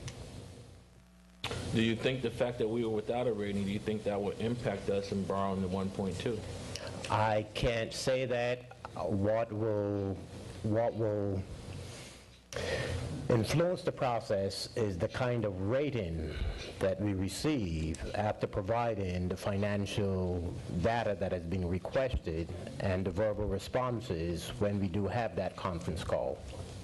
All right, thank you very much. You're welcome. Mr. Mays, and I'm going to continue to plug away at you until it's resolved. The hole in the ceiling. Yeah, I was asked about that yesterday at the Finance Committee meeting. We have ordered the tiles. I'm not exactly sure when they're due in, but there's to replace most of the damaged ones that you see. So we did place the order for the tiles. Hopefully, they'll be in by the next council meeting, I hope. At least I hope they'll be here. If not, I'll be asking again. And finally, if we can get through the council comments and the voting on the agenda items within the next hour, I will be temporarily grateful. Thank you, Council President. Yeah. Temporarily. Okay, Council President, two very quick things. Mr. Matt. What did you say? There's no B after C. Two quick things. Mr. Matt, do you have a status from a corrective action plan? The corrective action plan, the status will be determined when the audit report is completed for the fiscal year, for the calendar year 2013, And when will that happen? after the audit is done. Okay, and so are we near the end of that? The audit has not yet started.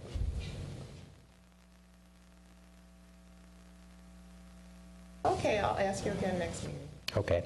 Let me just add one more thing in terms of the question you asked earlier about our bond rating.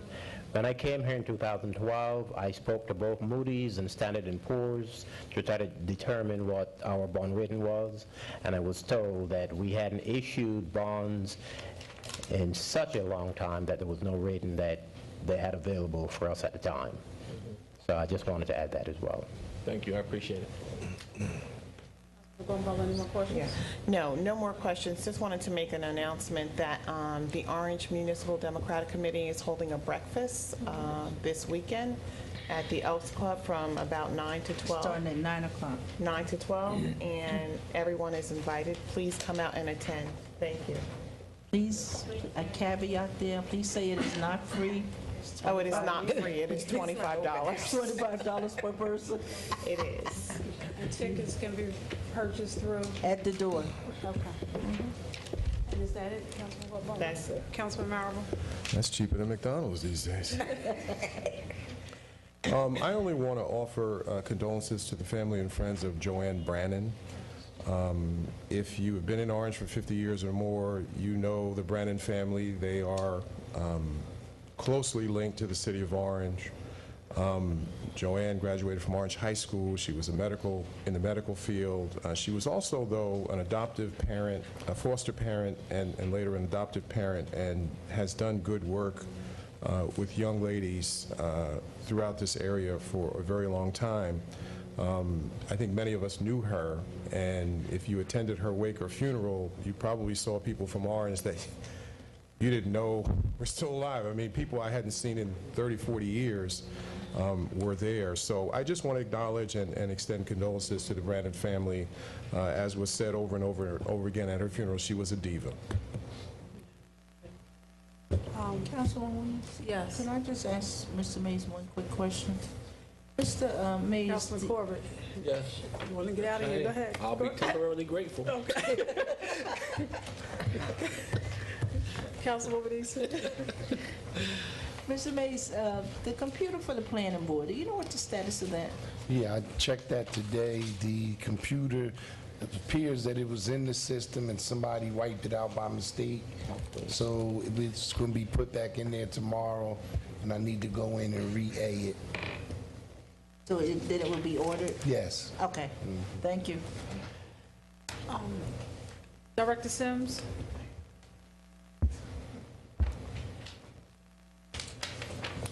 I know Councilman Corbett spoke to you regarding the phones. Is there a statement that you can make as to why the phones were out? I think it was Saturday, and maybe some of Sunday. I just know Saturday. Hakeem Sims, Police Director.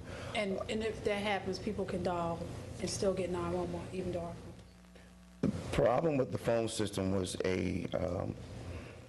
one of the companies we'd used in the past had a system that, I guess it bumped our Verizon system. the 411 numbers, 268-4111. What we ended up doing, some calls were diverted to state police and some went to other cities. But in the event that it does happen, we are connected to our neighboring cities. If you cannot get through the general line, you can call the police department, West Orange, South Orange, East Orange, and they'll get us the information. The 911 system did not go down, so our emergency lines were up and operational. We have now, through some employees in Mr. Mapp's office, gotten more information on the software that would help us prevent that from happening again, or if it does, we'll be able to get the lines back up faster than we did. And to your credit, Director Sims, they prefer to hear your officer's voice than somebody's voice they don't know. Yeah, I can understand that. Okay. So that's a great thing. Thank you. I want to just make 2 announcements. I believe everybody sitting around the council and many in the audience knows the Motley families, Dennis, Tracy, Mr. Motley, and Mrs. Motley.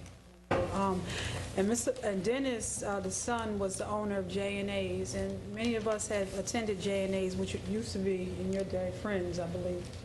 You gotta be in my day. It used to be Friends, but it's J&A's for probably the last 8 to 10 years. Known for great pool, and people go there generally. It's funny because right across the street is the Private Place Lounge, and I always describe it, if a father and son was going out, they would probably split, and the father would go over to Private Place, and the son would probably go to J&A's more recently. Last night was his last day of business, and Mr. Motley and the Motley family is very active in the city of Orange. And we just wanted to, and it was a choice, and he's just moving on with bigger things for his family. But just want to encourage, like most citizens that come to Orange, they love Orange, and they jump in and just do as much as they can. So we just wanted to let you know that they're no longer open, and that we wish them success. We wish Dennis and his family success in his future endeavors. Also, I wish to offer my condolences to the Brennan family, because as a child, that was my second home. The younger sister, Barbara Ann, and I were best friends growing up, so Joanne was like a big sister to me. And yes, going to her wake was, we always call Woody's a reunion place, and we need to stop meeting like that, but it was a great reunion. And I know the family, it was a celebration of life, because Joanne was, as they said, a diva, and she always had a smile on her face whenever you seen her. And secondly, Council, you should have received that the Chief of Staff to the County Exec, Phil Elijah, his father passed, and the arrangements are in your email if you have not seen them yet, so we want to let him know that we're thinking about him as well. Mr. Mays, could you, by email, report to this council the status of the Historic Commission? And this council passed legislation to create a Historic Commission, and we just need to know. I'm sorry, is it historic or environmental? No, environmental was most recent, historic was previous, so just the status of it, and appointments to that commission. And because that will be a source of funding as well in the city, and preserving. There was an interesting conversation. I remember when I first came into office, there was just because of the lack of historic commission, that there was permits given to destroy a building, and as the building was being destroyed, it was realized that it was the facade of one of the oldest banks, I recall when that happened. And now there was interesting about a building on Main Street, and the owner of the building wanting to remove some of the historic markings on the building. And I believe if we don't preserve, in certain things, we're going to lose the value of our historic buildings here in the city, and especially when we go for historic funding. And finally, I just want to encourage the administration, the council, that one of the things that we have to ensure that going forward, that we consider our infrastructure plan, our infrastructure in the city of Orange, and maintenance plans. One thing that the city of Orange is, we'll build something and have no maintenance, and we'll deal with it when it breaks down.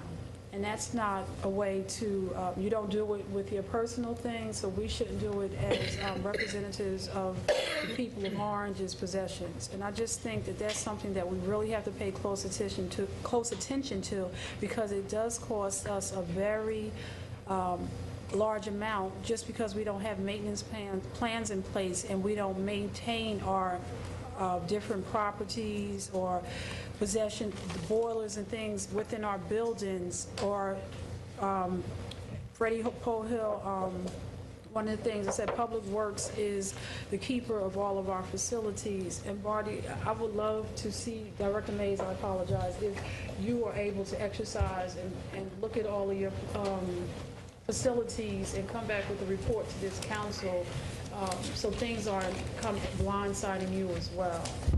And if there is a problem with you not being able to be the director of facilities, that needs to be made known as well.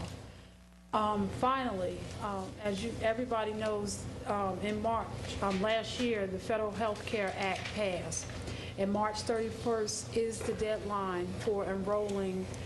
Many people may not have to because you have it through your job, or there are certain conditions when you did not. But if you do have to enroll, there are penalties if you do not enroll. There will be a discussion at the Orange Public Library tomorrow at 5:00 p.m. And if you cannot attend there, I would ask that you call the clerk's office and we can get some information to the clerk's office, because there's places all over the city of Orange that you can attend to get information prior to the March 31st deadline. Thank you. Clerk, on the agenda. Could you also announce about high school putting on grease? Isn't that at the end of this month? You want to announce it, or you want me to announce it? Would you mind? Invite everybody to make sure that they support it, because the attendance at some of the performances has been low, and we want to make sure that everybody in the city knows. Ms. Stewart, do you happen to know the days off the top of your head of the production? It is Grease, correct? It's the 27th, right? Thursday, Friday, and Saturday. Oh, Ms. Arthur, I'm sorry. Ms. Arthur, come to the mic. I'm sorry. I apologize. Next Thursday, Friday, okay. It's next Thursday, Friday, and Saturday at 7 p.m. at the Orange Preparatory Academy. And 2 showings on Saturday? Yes. Okay. Okay. Is there a cost involved? Thank you. Yes, and while I'm up here, let me mention. Is there a cost involved? So, yes, I think it's $5 or $10. Okay. Thank you. That our students went into competition for robotics, and they won twice last week, and they won this week again. Only 3 years that we've been doing robotics. And the first year you went? Yes, and they went to the Netherlands the first year. So they're coming along very well. Thank you. Yes. And also, what? No, I was going to announce something. Okay. Thank you, Ms. Arthur. Coming up in April, which I think is interesting, East Orange is doing the color purple at Cicely Tyson. And that's on the Friday, April the 11th, 12th, and Sunday the 13th. So we should also, we got a lot of plays around in the area. So if you can't afford to go to New York, you can always go to one of the high schools and see a play. And so just to, for clarity, next Thursday through Saturday, the Orange School District will be putting on Grease. Councilwoman Easton just mentioned in April that the East Orange School District will be putting on Color Purple. And I just happen to know the West Orange School District will be putting on Shrek. Yeah, so a lot of performing arts going on. She has another announcement. Okay. Mrs. Arthur. Yes. At Livingston Mall, the exhibit of the art of the Orange School District and all the schools in Essex County are on display, and performances of the students. So, And the dates are, did it start already? yes, and it ends on this Friday, it ends. At the close of the mall, up until Ye- 9 p.m.? Yes. Displays will be there? So go and see the Orange students' work and their performance if you can make it. Thank you. Thank you, Ms. Arthur. Council President, while Mrs. Arthur is still standing there, you know what? It might not be such a bad idea if you would come to the council meetings every so often so that you can put out some of the positive things that the district is doing. Representing the You know, because we hear so many negative things. So just as a spin to help keep the positive light shining. Yeah. Well, you know, Mr. Corbett, Ms. you sat Arthur, on the board. Since he went down that road, can you introduce yourself in your respect? Okay, my name is Patricia Arthur, again. And I'm president of the Orange Board of Education. Okay. Okay, Mr. Corbett, and you sat on the board, and you know what happens. But ladies and gentlemen, the Orange School District, as you know, has been deteriorated for many years. And we have had a superintendent for the past 3 years who have brought this district forward in many aspects that we could never have imagined. Because he came with a vision for the students of Orange, and we are going forward. 2 years ago, we were mentioned in the New Jersey magazine as the most improved high school in the state, one of the most improved high school in the state of New Jersey. Yes, last year the scores did not come out because now the state has changed the curriculum to core curriculum standards, which the teachers have to be trained and students have to train how to take tests, etc. So the state did not release any scores last year because, of course, in different areas the scores went down. So we're hoping that this year the scores will go up. So Thank you. other than that, we're moving along very well, but it's going to take a slow process. It didn't happen overnight. It took many years to take us down, so it's going to take time to come up. So be patient with us. We're working diligently to get us forward. Thank you. And Ms. Arthur, we had Superintendent Lee here before.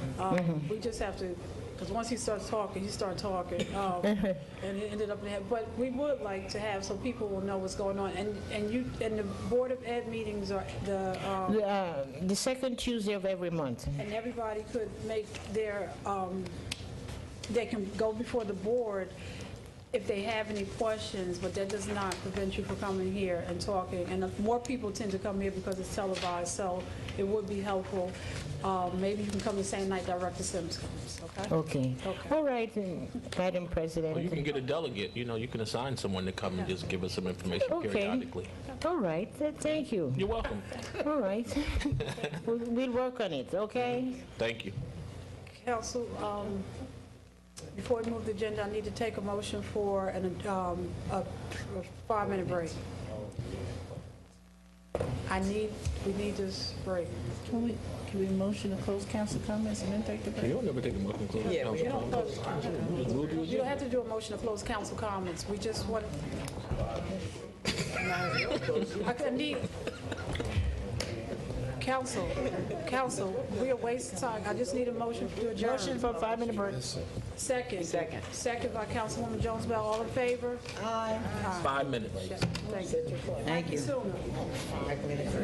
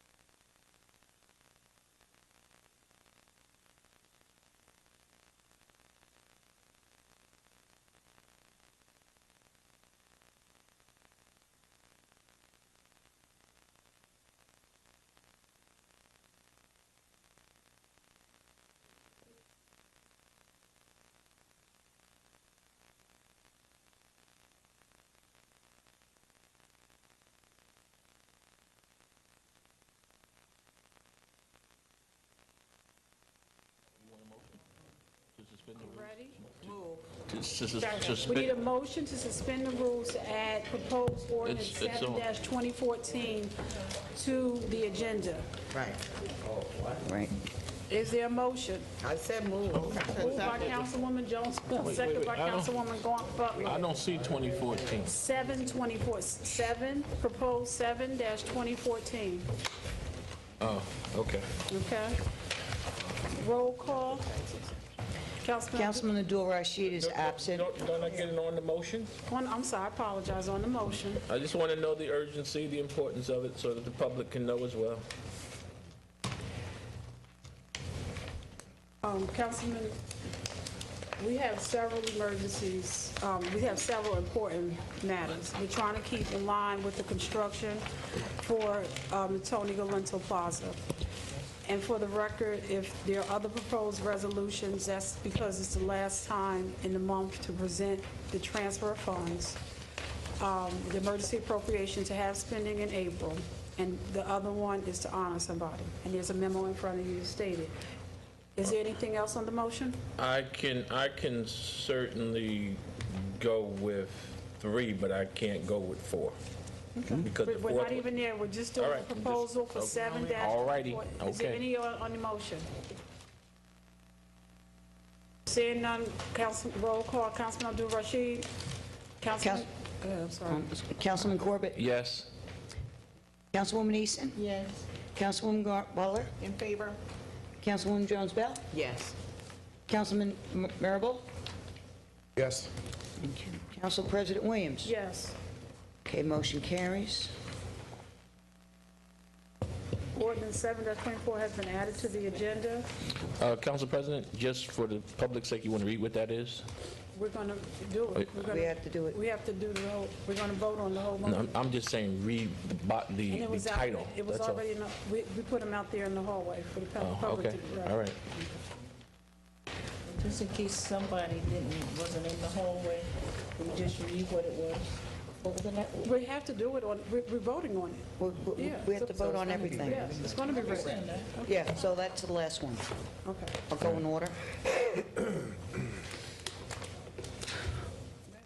Okay, we have ordinance 3-2014, and that's an ordinance to amend the code of the City of Orange Township, Chapter 200, entitled Vehicles and Traffic, Section 200-40, Schedule 9, Stop Intersection, Three-Way Stop, Oakwood Avenue and Berwyn Street. Motion? Motion by Councilwoman Easton. Second. Second by Councilwoman Butler. Jones Bell. I'm looking right at you on the motion. Seeing none- Yes, I'm sorry. Councilwoman Jones Bell. Yes. Isn't this the one right in front of, thank you. Any others? Seeing none, roll call. Okay, Abdul Rashid is absent. Councilman Corbett? Yes. Councilwoman Easton? Yes. Councilwoman Grant Butler? In favor? Councilwoman Jones Bell? Yes. Councilman Marable? Yes. Council President Williams? Yes. Motion passes. The public hearing for this will be on April 1st, 2015. We're up to motion, ordinance 4-2014, an ordinance to amend the code of the City of Orange Township, Chapter 200, entitled Vehicles and Traffic, Section 200-52-1, handicap parking spaces across from 61 William Street. Motion to adopt? Motion by Councilman Corbett. Second. Second by Councilwoman Grant Butler. On the motion? And Councilman Williams, what does it say across from? Is in front of his house or across the street? Says across. Director Mays? He's coming. Director Mays, on 4-2014, it reads across from 61 William Street. Is that in front of his house or across the street? It's across the street from his house, because on that part of William Street, there's only enough space to park on one side. Okay? Any others on the motion? Seeing none, roll call. Councilman Abdul Rashid is absent. Councilman Corbett? Yes. Councilwoman Easton? Yes. Councilwoman Grant Butler? In favor? Councilwoman Jones Bell? Yes. Councilman Marable? Yes. Council President Williams? Yes. Motion passes. Public hearing on this will be April 1st, 2015. 5-2014.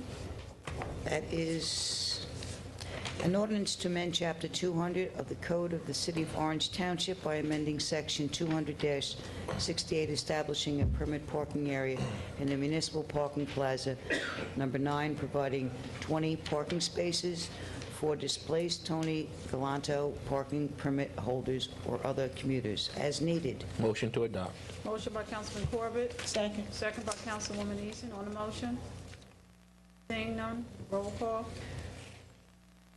Councilman Abdul Rashid is absent. Councilman Corbett? Yes. Councilwoman Easton? Yes. Councilwoman Grant Butler? In favor. Councilwoman Jones Bell? Yes. Councilman Marable?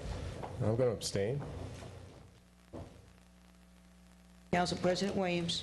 Yes. 5 yeas, 1 abstain, 1 absent. The public hearing for this matter is on April 1st, 2014. 6-2014. Yes.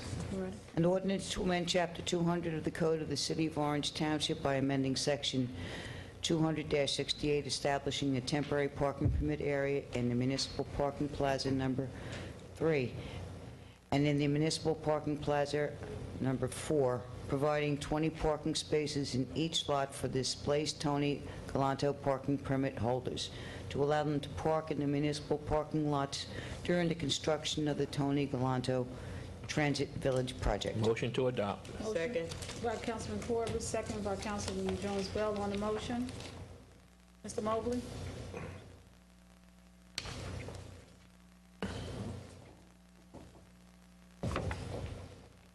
There was a question earlier. Did you want to just give a brief statement as to how many spaces, and is it the whole parking lots? Real brief.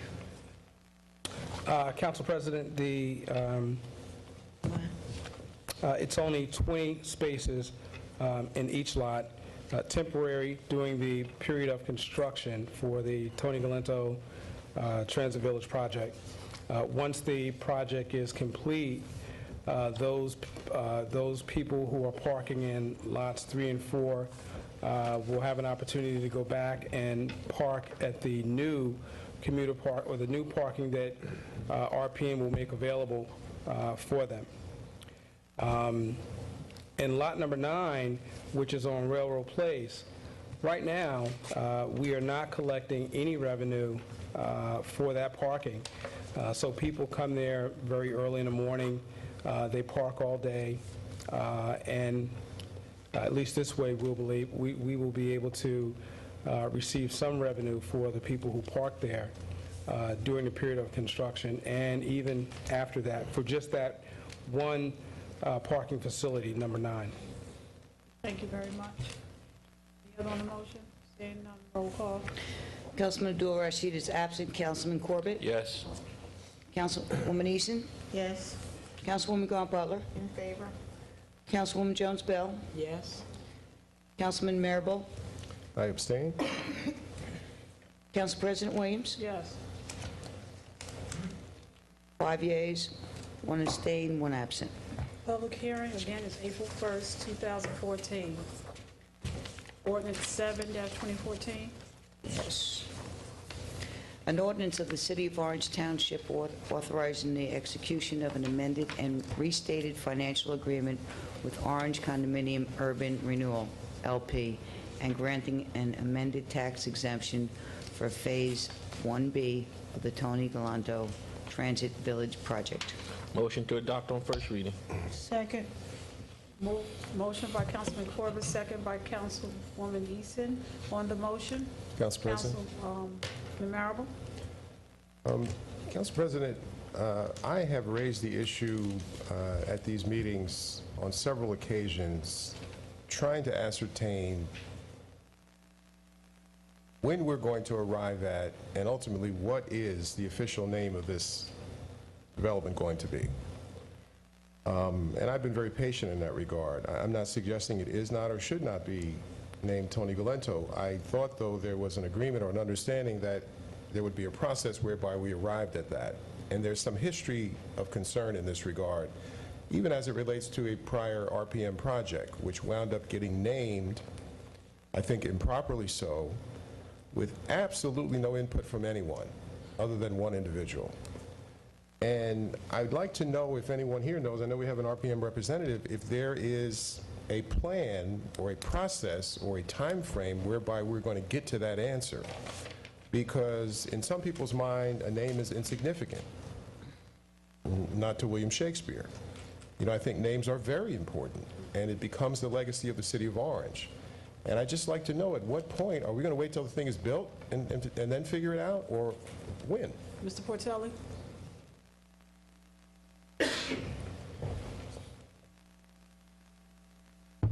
Joseph Portelli, RPM Development Group.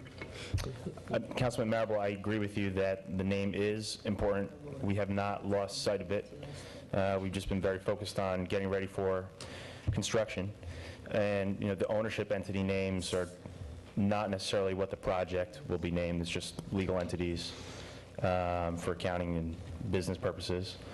So once we get off the ground, really get going on construction, we're going to refocus the attention on the naming issues. You know, there will be a marketing name. You know, the building will have a marketing name. The plaza will have a name, and we haven't fully refined that process, but there will be one. I know there had been some dialogue between this council and Ed and myself to talk about that process. So, a word to the wise, Mr. Portelli: refine the process sooner rather than later. Definitely, absolutely. Any other questions? Seeing none, roll call. Councilman Abdul-Rashid is absent. Councilmember Corbett? Yes. Councilwoman Eason? Yes. Councilwoman Butler? In favor. Councilwoman Jones-Bell? Yes. Councilman Marable? No. Council President Williams? Yes. Motion passes 5-1, and 1 absent. Okay. Yes, okay.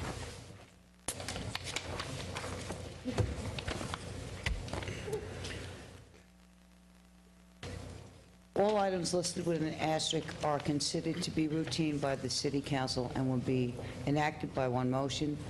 There will be no separate discussion of these items unless a council member requests so, in which event the item will be removed from the general order of business and considered in its normal sequence of the agenda. Just a second.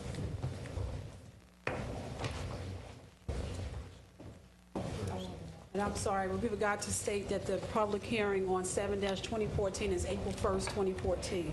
So again, the public hearing is for 3, 4, 5, 6, and 7 is April 1st, 2014. I need a motion to suspend the rules to add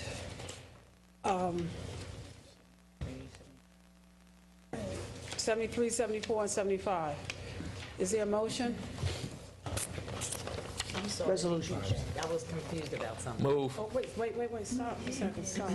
Don't, No, that's the you motion. were confused about, Originally, you said the public portion would be 4:15 for... no, I said all of them were April 1st, 15. I said Now it's April April 1st, 2014. Okay, Yes. well, it's on the motion, so we can...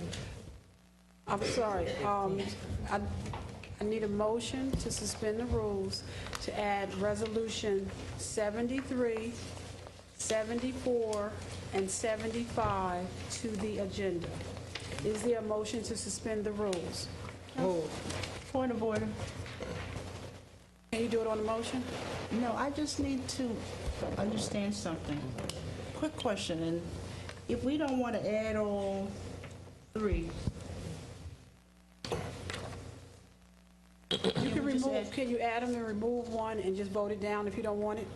If you don't want it, just... I don't think the point is voting it down. I think the point is Adding it. adding it because one of them, you know... Councilwoman Easton, we can't, Council. okay, but Councilwoman, if you read the memo, please, if you don't want it, it's fine, please. I did, was put in the memo, please, it's fine. If you oppose to it, it's fine. Did you read the memo? I didn't agree with it, but I read it Okay. because I think it was personal in nature. And I think we want to set a precedence in doing this. This is my opinion. All right, thank you.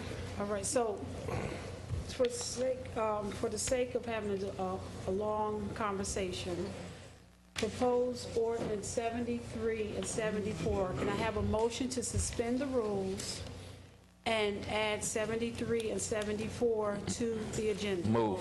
Second. Moved by Councilman Corbett, second by Councilwoman Butler. On any discussion? Council President, not 75? No. Just 73 and 74. Okay? What memo were you talking about? There's a memo, okay. It's 73 Oh, and that 74. one I got, okay. I just Okay. want to know I'm talking about the same memo. All right. Okay. Is there any other discussion? Seeing none, roll call. Bill Rashid is absent. Councilman Corbett? Yes. Councilwoman Easton? Yes. Councilwoman Gaunt Butler? In favor. Councilwoman Jones Bell? Yes. Councilman Marable? No? Council President Williams? Yes. Council President, I slept through the motion, on the motion. I don't know if I can go back and entertain it now, But we're getting- because I don't want to pull it off the consent agenda. Well, at this point, please pull it off. I mean, It's, no, she had a 70, we had a 73 and 74. My question was on 73. I missed it, I'm sorry. so the matter is added to the agendas. What is your question, Councilman Corbett? The dollar amount changed from 103 to 115. The original resolution called for $103,000 to be moved. Now it's 115. So something was added, and it's obvious what it was. It's the refuse removal. Do you want to know why? Yeah. These are unpaid bills from 2013. So why wasn't it in the original resolution? I mean, Bills are still, Mr. Matt? because my point is, just imagine if this was voted up in our still last could've- council meeting. We'd have had to bring it back separately, but I mean, It could be as simple as the fact that the bill might not have been in-house at the time. okay. So you're not 100% certain as to Now, exactly why? the reason why you would have these bills is because they are coming in as we go. And as we receive bills for expenditures that occurred in the previous year, we would present them to you, as we are now, to have the transfers done if there was insufficient funds in those lines last year. So when that is the case, you actually go around looking for other accounts where you may have had a surplus? If we receive bills against budget lines that don't have sufficient funds, we will look at lines that have excess funds, and we would request a transfer from the excess to where there is not sufficient. So it's possible that we will get more of this before we get into our budget? It's possible that we could get bills from last year. However, we aren't going to be able to make any transfers after this meeting. So if a bill comes in from a previous year, and there isn't enough money in that particular line, it would have to be paid from the calendar year 2014. I don't like that process. It stinks. That's the way it works, unfortunately. Well, I shouldn't say unfortunately, that is the way it works. It was designed that way. All right. Thank you, Mr. Matt. Mr. Corbett? I'm ready. Let's Corbett go. keeps saying he has a goal. I'm ready to go. Talked a half an hour with a goal. Consent agenda. Council members, is there any resolution that you would like to be removed from the consent agenda?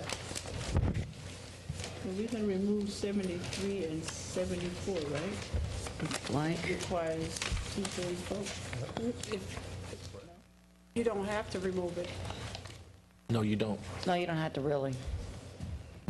Everybody usually votes for the consent agenda, so you have 5 automatic.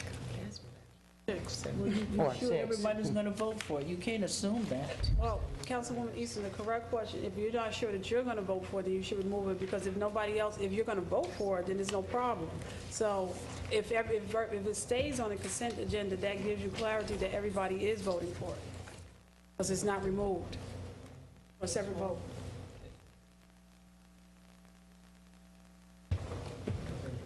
Well, I support it. I'm just saying, normally we would pull anything dealing with those things off the consent agenda because just by any chance, we don't get 5 votes. But I'm happy to do whatever everybody else decides. Anybody, any other council member would like to remove anything from the consent agenda? Has anything been removed thus far? No. Okay, I would like to remove 71, 2014, 71,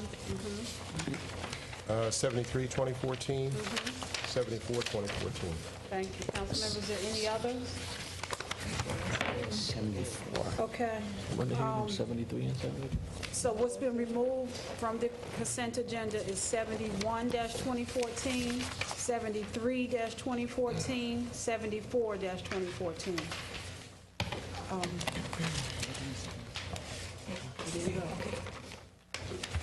Okay, so what's going to be on the consent agenda is 58, 2014, 59, 60, 61, 62, 63, 64, 65, 66, 67, 68, 69, 70, 72,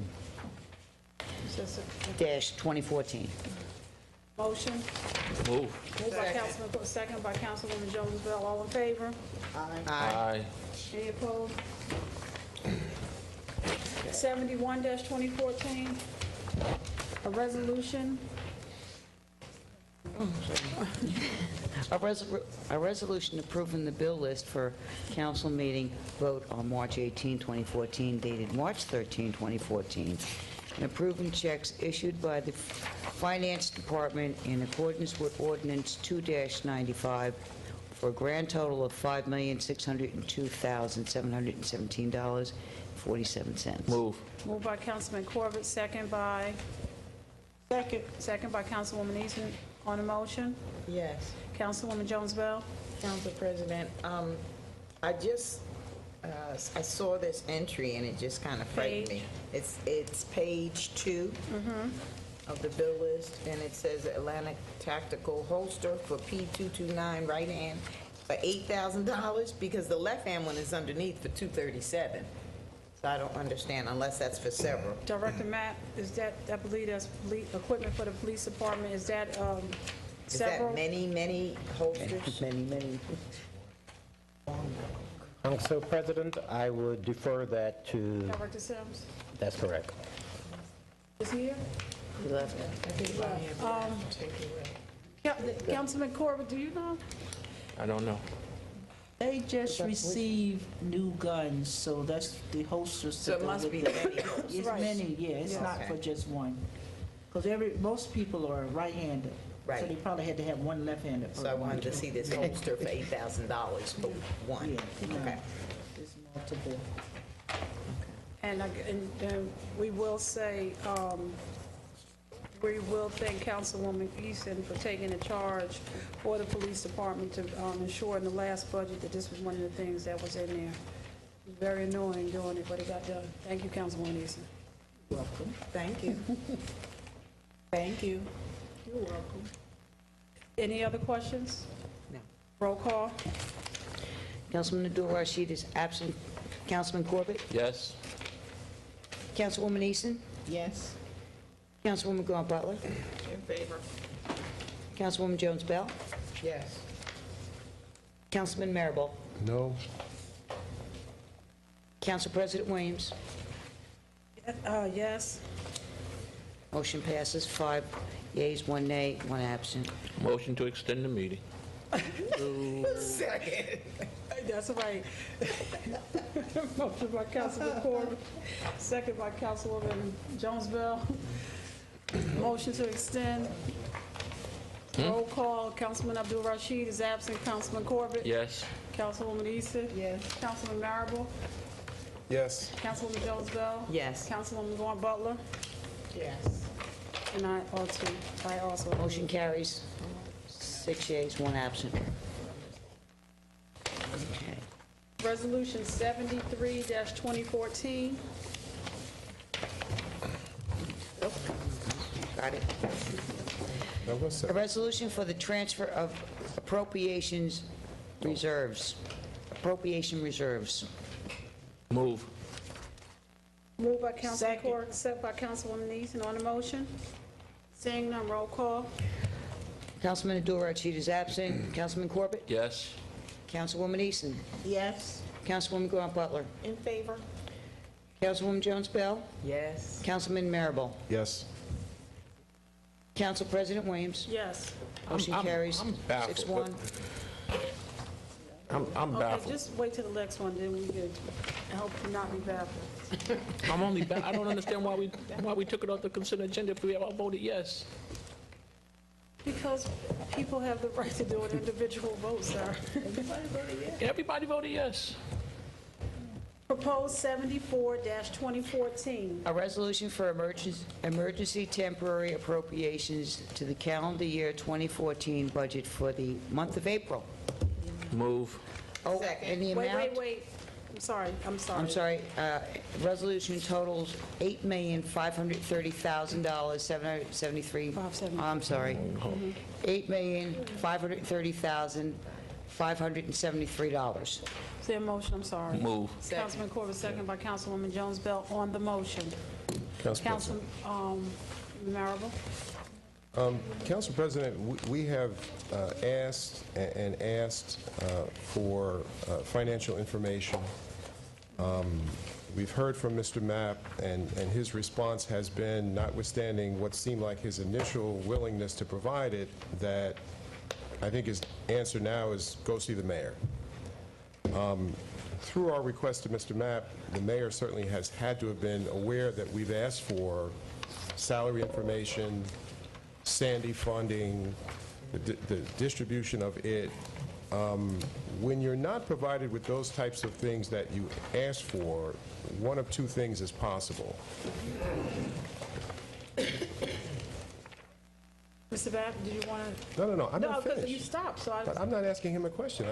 Oh, okay. Mr. Mapp, we'll call you up if you see a question. One of two things is possible. Either a message is being sent, you're not going to get anything, and we're not going to start a precedent of giving you that type of information, so stop asking, or there's something shady going on. But I did the math, and I broke it down 3 meetings ago.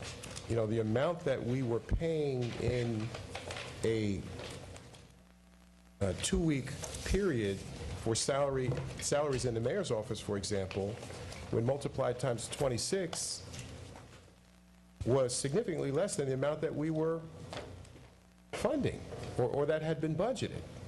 I'm sorry, more than we had budgeted. So we asked for basic information about where that money's going. Now you're asking for more money. Now, I understand this whole argument about if you don't do it, you're going to shut down the city. The question is, what came first, the chicken or the egg? Who's shutting down the city? Who's shutting down the city? The people who are abusing the money, or the people who are saying stop? So I will not be voting for this because basic information related to our contemplation of this, there's an unwillingness to provide it. And at some point, it's got to stop. I suspect you guys will vote for it. I'm not. Mr. Mapp, do you have any updates regarding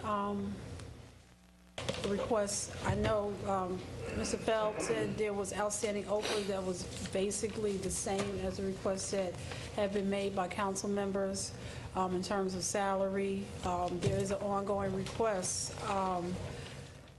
for salaries of 2013. Deputy Clerk Smith, I'm trying to think the question was salaries, and to kind of break out what was permanent versus seasonal. Thank you. Permanent versus seasonal. There was a Sandy request, and off the top of my head, I can't think of anything else. Any update on any of those requests? I can tell you that actually I was given the okay to provide that to the council. I believe it was the latter part of last week, and I simply forgot. But we have the information, and I will send that to the clerk's office tomorrow.